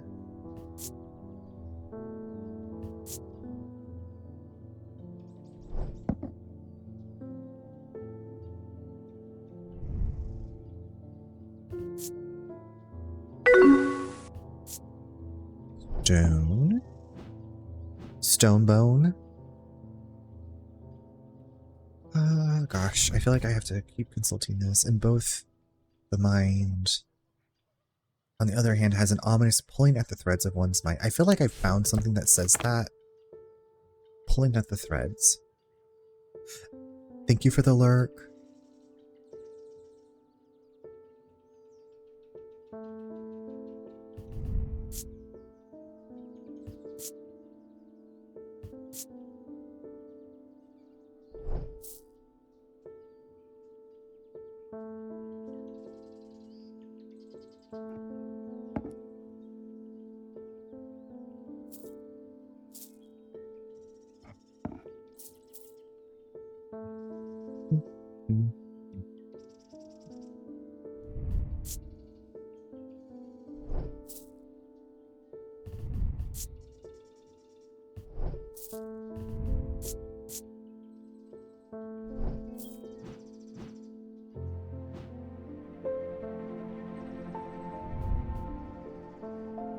Chills my blood to hold it. Chills my blood.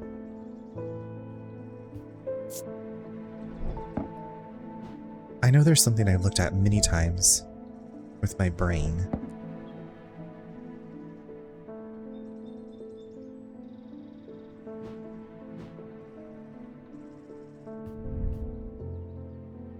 There's an unpleasant sensation at the back of my skull.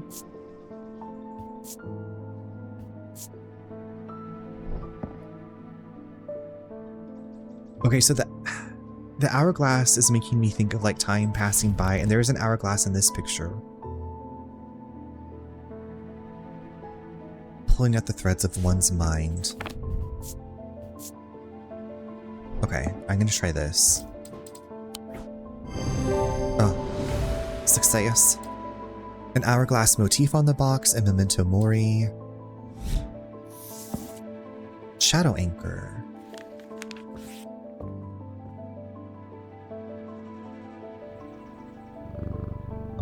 Sweet baby. David Schaefer.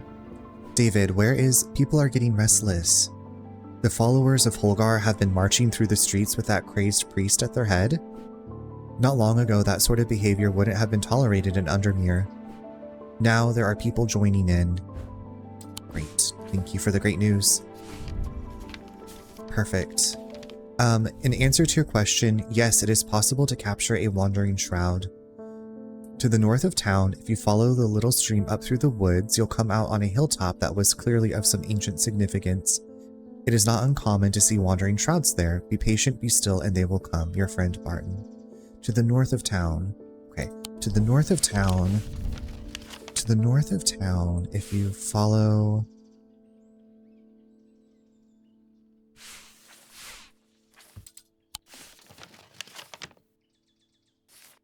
Okay, where's north? North of town is maybe here. If you follow the little stream up through the woods.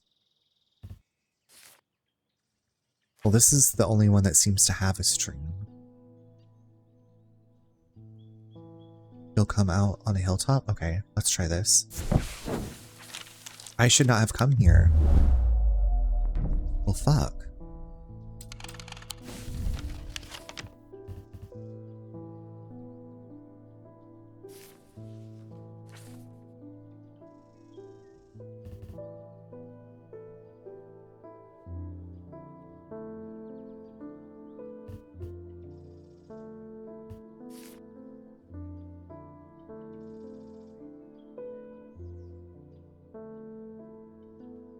You follow the little stream up through the woods.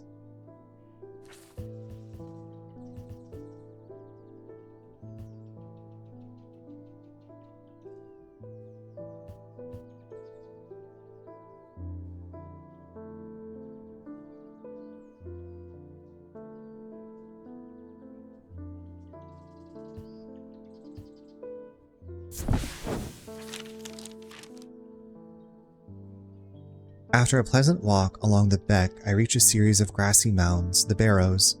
Whoever is buried in them must have been important in their time. If I am to collect what I came for, I will need to be prepared. Don't we capture them in the spirit vault? Isn't that what they go into? Is that not what... Okay, well, let's...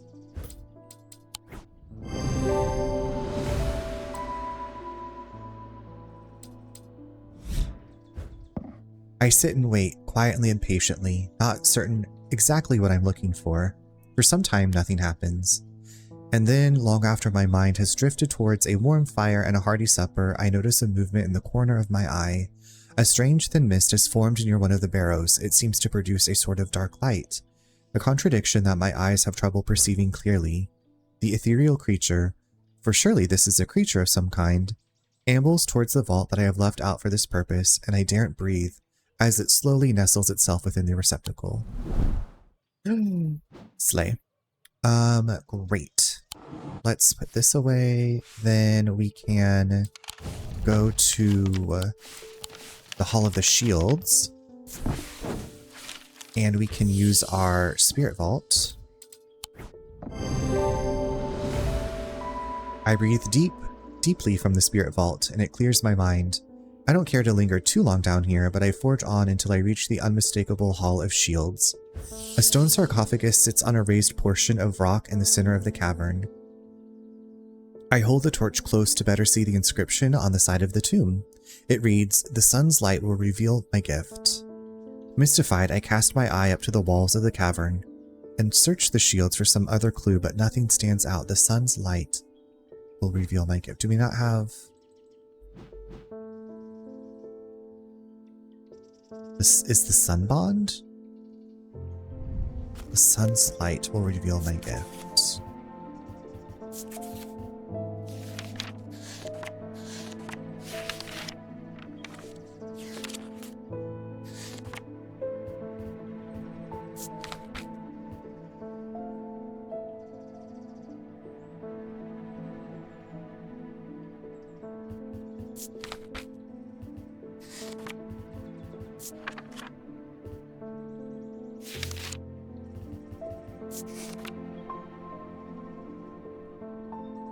Okay, let's try the sun bond.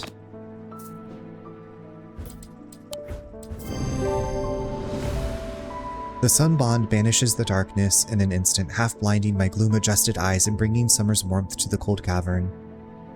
Blinking and squinting, I notice that one of the shields in particular is glowing in the bright light.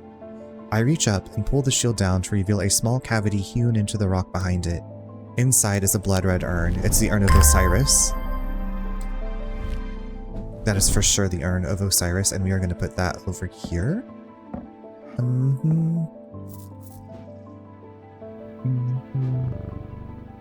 Okay, so this can be archived as well.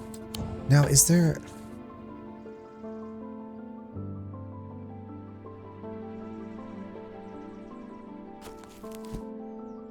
Was there something else to explore at the castle? Because I still have this note.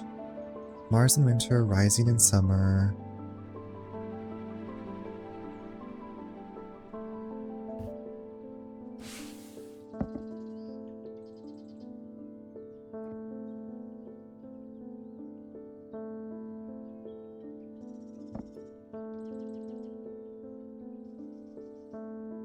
Maybe we'll get like another note? I don't know.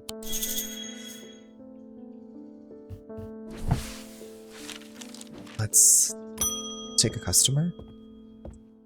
Oh, it's James. I got to thinking after I left earlier. Transferring the secret to an ecumenical only adds an extra step. Yes, it's safer than walking around with it in my head, but I would know where to find it. What I really need is a truth conduit so that I can deceive them into thinking I know nothing at all. Girl, why are you being so sneaky? Why are you lying to everybody? Truth conduit.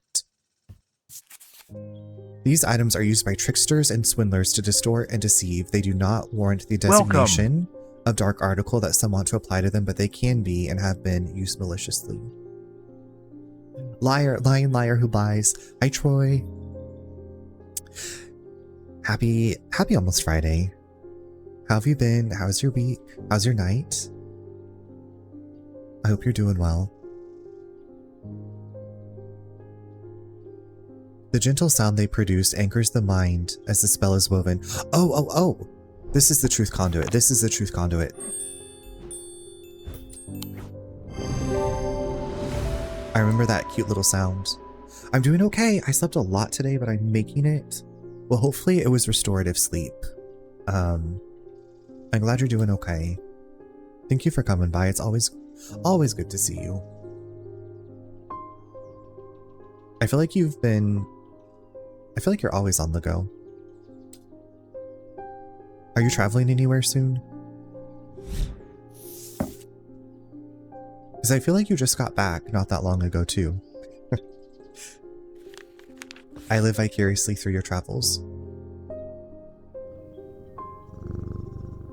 Seattle in early May, nothing else planned. Toronto, okay, yeah. Well, that'll be nice. I'm sure it'll be nice weather. I hope you have a great time.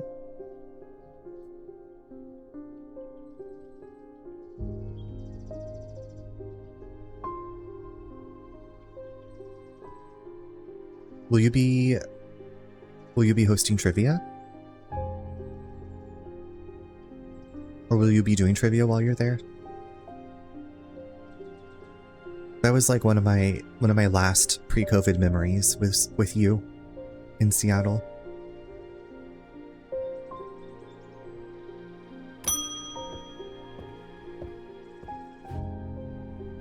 I've never felt more tired or more devoid of life.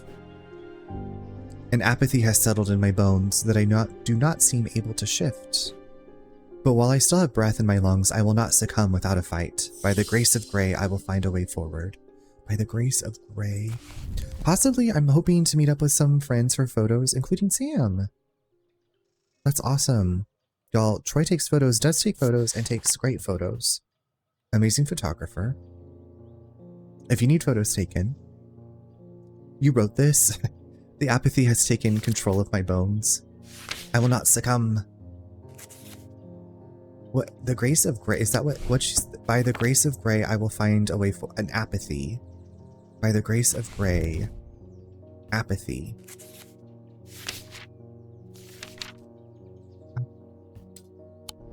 Has she been cursed?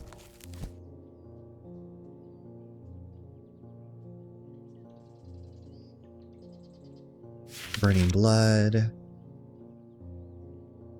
Poison. Okay, I don't think she's been cursed. I don't think she's been cursed. I have never felt more tired or more devoid of life. Apathy. Okay, these seem poison of the mind. They feel as though they are she isn't talking about choking. Burning inside out. She doesn't have necrosis of the flesh. Okay. I don't think you've been cursed, so that's great. What is the secret to a tasteful nude? Lighting and jewelry.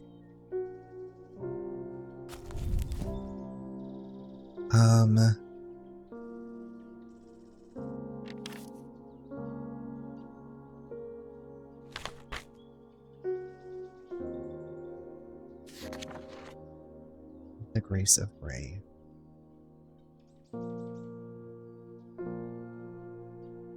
Oh shit, Dick. I found it. Grace. Oh, I guess I could have gone here.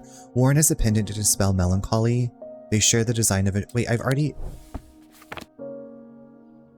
found a Grace.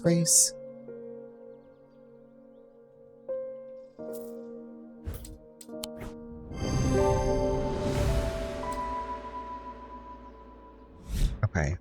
I hope you feel better soon. Bye. Thank you.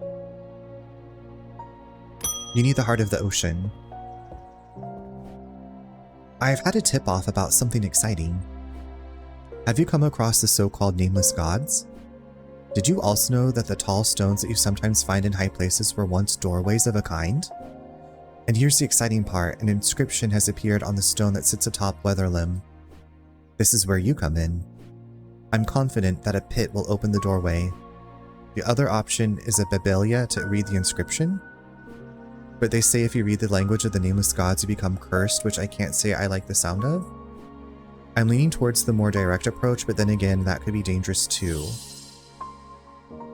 Oh my god, why are you bringing me into this danger? I just run a shop, okay? The 3 different elements that make up a pit allegedly represent the earth, the sun, and death. These energies balance in such a way that the objects do not produce a recognizable thaumic field. So do we want to read the inscription, or do we want to just bust up in there?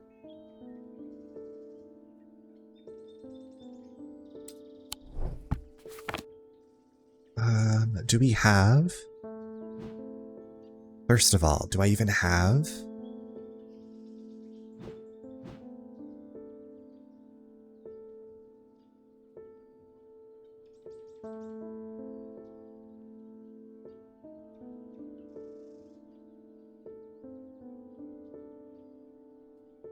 I don't have... I can't remember those. Oh my god. So many symbols.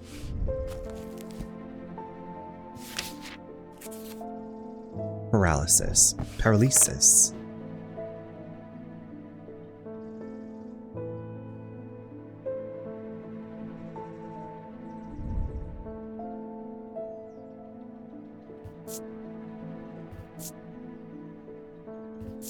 Gold, wood, green gemstone.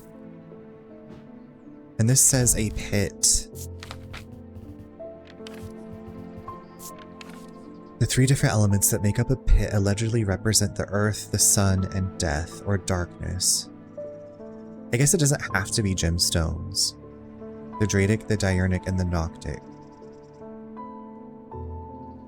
The earth, the sun, and death. You said the earth, the green, that's what... Okay, well that's a thaumic field, so...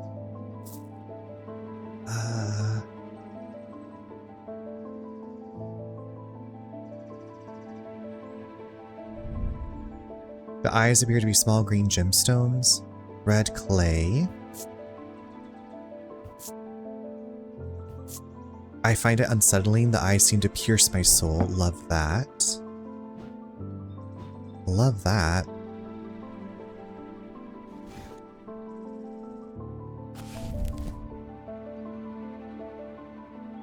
Represent the earth, the sun, and death. The Dradic, the Diurnic, and the Noctic. Earth, sun, and death, or darkness. Or darkness. Earth, sun, death, darkness.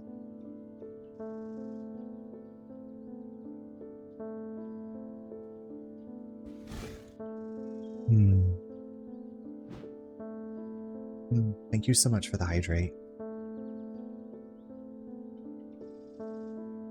Sometimes it appears in the chat, and sometimes it only goes in the activity feed, so I apologize if I missed anything.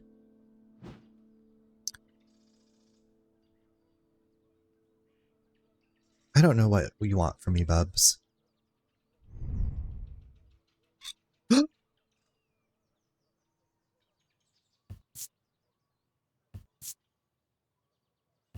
Okay, well, I don't think this is it. White paint, because that's one of the witchcraft symbols. That means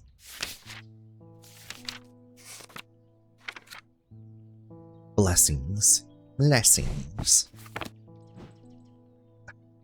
Part of me is like, what if I don't have what he's looking for because I didn't solve a puzzle yet?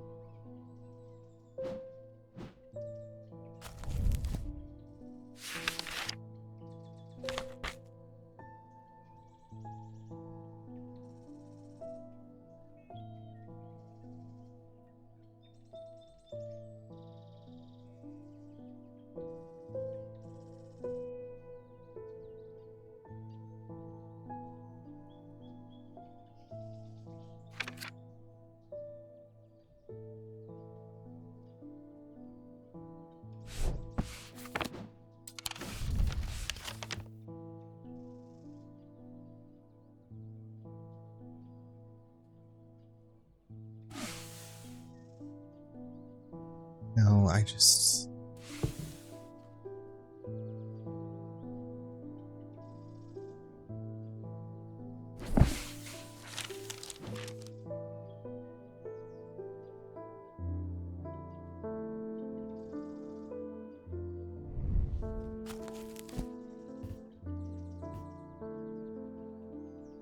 So 3 different elements make up the pit.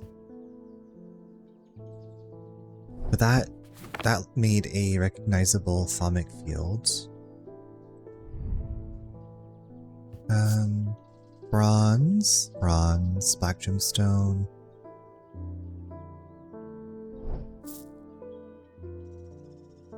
So you think like...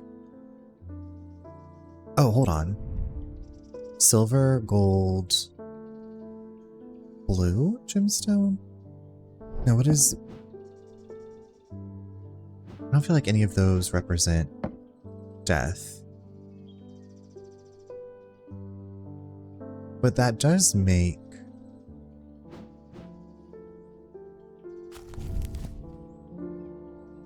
Do not produce a recognizable thaumic field. And the thaumic fields...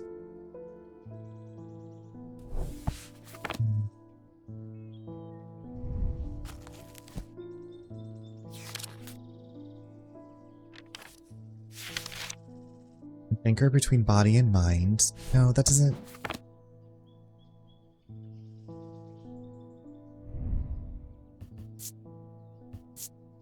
Silver, gold, blue gemstones.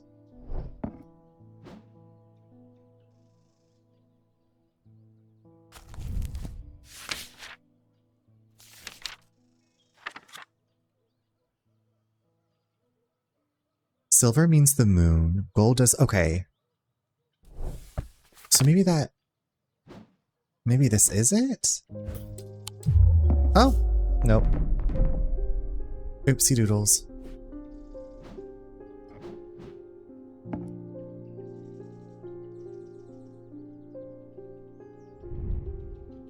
Bronze, green. Silver night, gold sun. Okay. Stone, gold.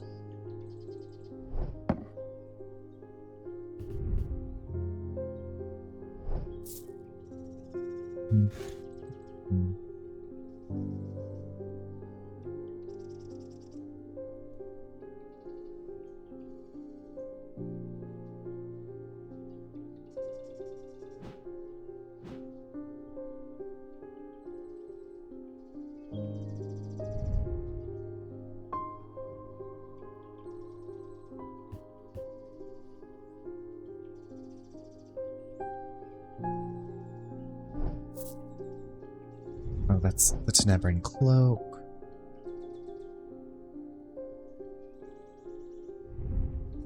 A green gemstone. That wasn't striated, right? Stone of the earth and of nature. Bronze. Is that supposed to be like the sun's face?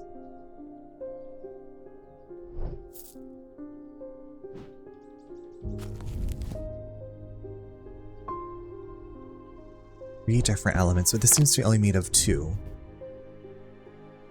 Bronze and green gemstone.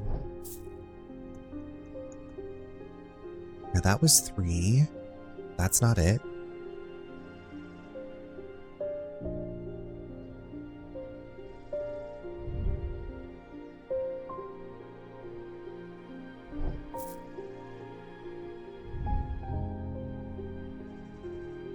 Bronze and black gemstone, that's 2. Bone and clay.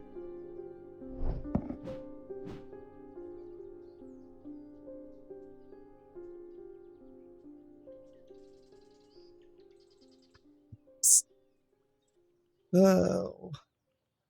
Losing it. Wits end.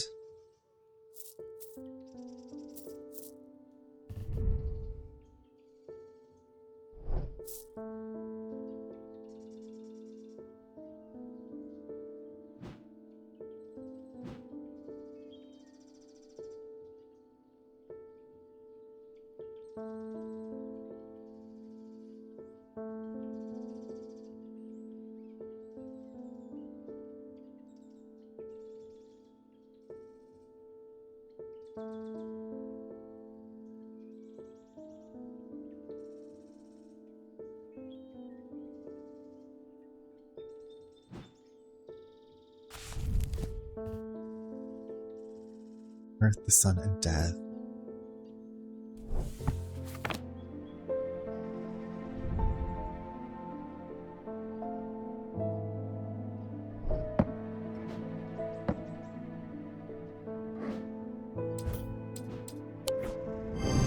Okay. The pit, the thaumic field it produces is formless. I thought it just meant that it wasn't one that showed up in there. I hope this works. Here's a token of my appreciation. Something for you to ponder over. Let's see that. Love a pit.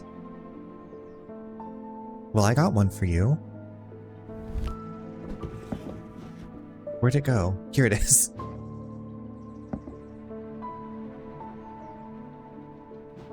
And I just got this. I think this is a good spot to stop for the night. My brain is frizzle frazzled. My brain is... The shop is so full now, I know. Jupiter, I'm gonna pet Jupiter. I don't think my brain can go anymore. As much as I want to, I'm just like fire bad, tree pretty. Okay, so we have 4 days to get through. I think we could maybe get through the 4 tomorrow night. With dreams of earning his fortune long banished from his mind, the man brought the casket to a trusted friend, the curator of a museum in Undermere. Together they looked for answers. Well, we could at least see what like the next puzzle is and maybe get it started. You know what I mean? I don't have to end at the end of the day. It saves it all. Just a little bit more. Just a teens. I am buried with the Knight of Thorns.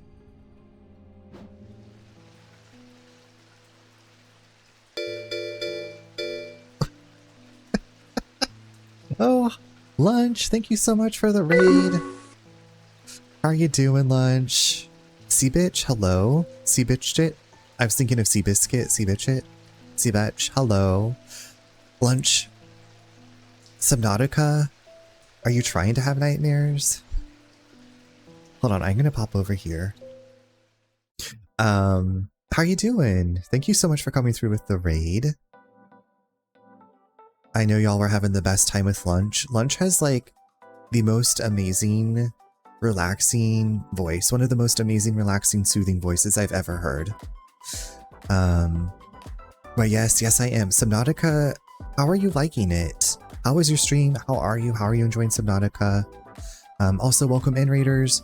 If we have not met before, I'm Runner. I'm almost at my wit's end in this puzzle game tonight. But I do play a lot of different things. We're just solving some puzzles and possibly giving people cursed artifacts. I don't know. I love Subnautica and I also hate it. I fear the inky black depths. Yeah. I watched a friend play that a few years ago. I didn't watch the whole thing, but I was like sitting on the couch with my feet up off of the floor in case that there was going to be something biting me from the water. But it's nice that you're like facing your fears. I hope that at least it's enjoyable for you. Lunch, I know it's late. So if you need to raid and run away. If you need to go to bed, de-stream, please take care of yourself. But thank you so much for the raid. Y'all, if you should give Lunch a follow if you haven't. Again, amazing voice, great community. I will never forget watching you play all of Choo Choo Charles. However long ago that was. And then I was like, well, I guess I don't have to play this game now. I got to live vicariously through you. It is, and I should probably have raided and ran a while ago, but we were having a great time. I understand. I know. Right before you raided in, I was like, well, I think this is about as far as my brain's going to go with the puzzles. And then I was like, I'm going to see if I can do just a little bit more. So here we are. Here we are. That was ages ago.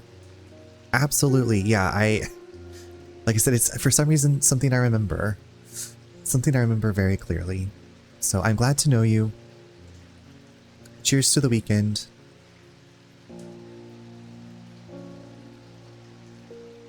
Thank you for trusting me with your friends. We're puzzling.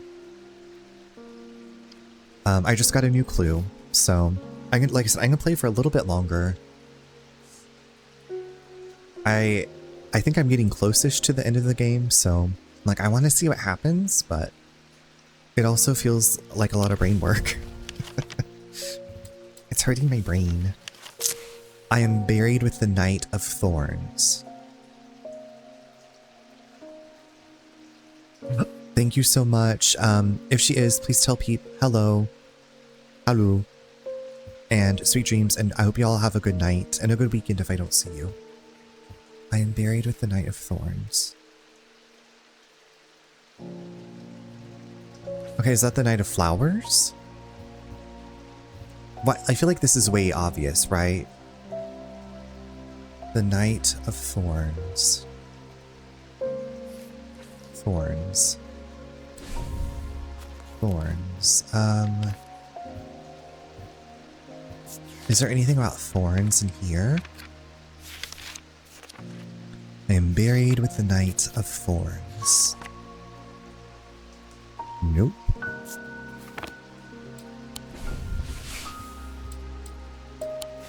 What about... I guess people aren't buried in a castle, are they?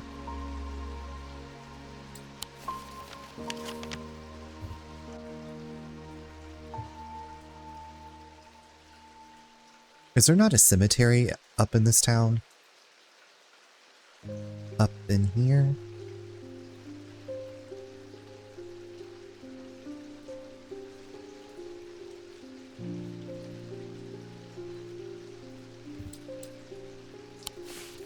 I mean, the catacombs makes the most sense.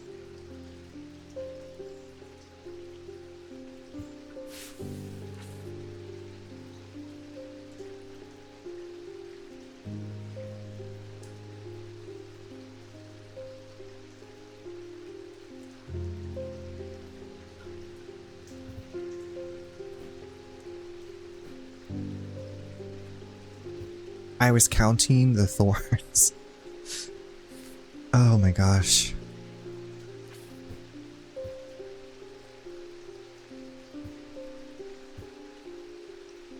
The Knight. Thorns.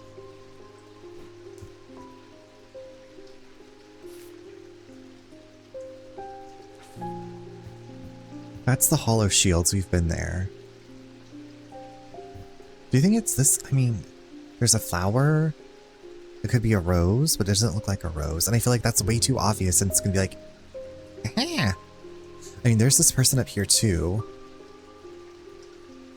1356. What do the numbers mean? And this is a sword. Are any of them holding swords?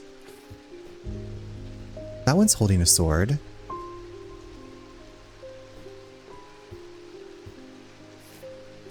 This one is holding nothing. I'm gonna try this out. Oh my god, really? The tomb of the Knight of Thorns resides alongside an ossuary filled with the unknown dead from the Battle of Southerfell. It is an unpleasant place that I do not plan to linger in. Happily, I am able to find the item I came for without any difficulty, and I quickly leave and don't look back until I am out in the bright of the day once more.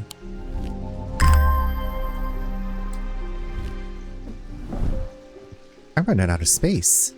All my goodies. All my goodies.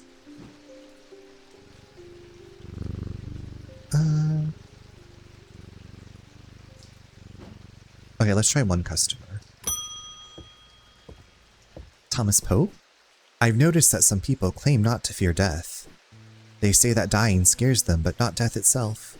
Not me. Not the great Thomas Pope.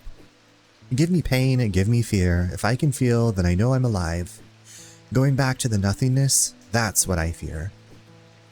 I'm going to do my best to live forever, starting today with a loam. A loam, you say? A loam?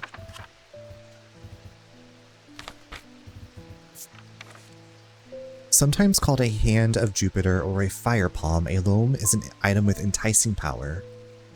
They can reverse the signs of aging, but anyone who has played that game knows that it can only last so long before time catches up, and when it does, it often hits harder. Or a fire palm.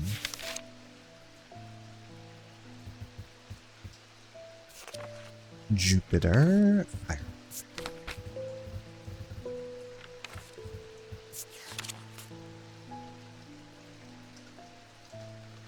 The hand of Jupiter. So it might have the symbol of Jupiter on it, which is it the 4? Was that Jupiter? Yes, and it's 10. This thing is made of 10. And I...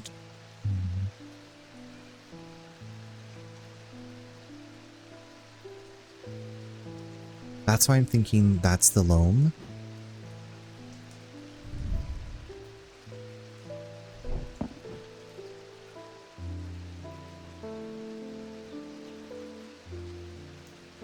Let's see if that works. I'm throwing caution to the wind. Amazing. A hand. Okay, the hand of Jupiter.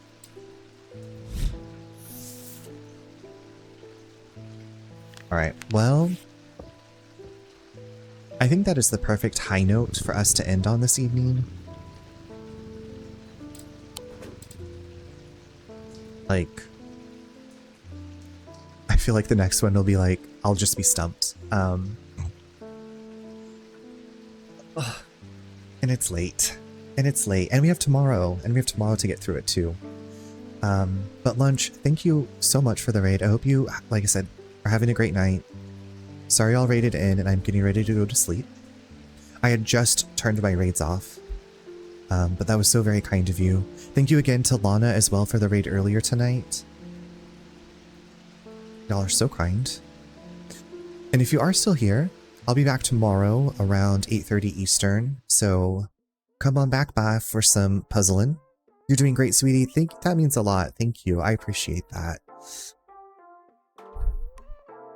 We'll get through the rest tomorrow. I'm very thankful for the people on the internet who've already played this and done all the hard work and figured it out. Good night, Pinkada. You sleep. Good night, Nick. Thank you so much. Now, if you aren't going to bed right away, and if you can stick around to raid out with us, we'll go cheer somebody else on. Now let me go see who's on.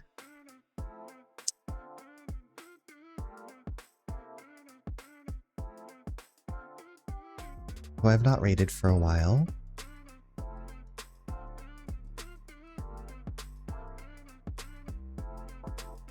Did I?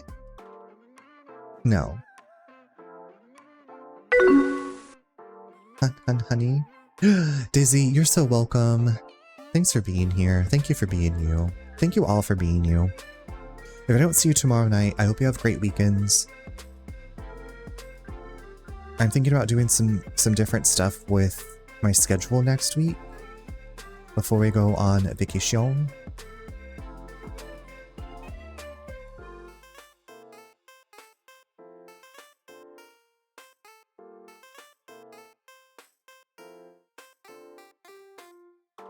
Okay. Girl, it has been a couple of months since we visited our friend Sybil.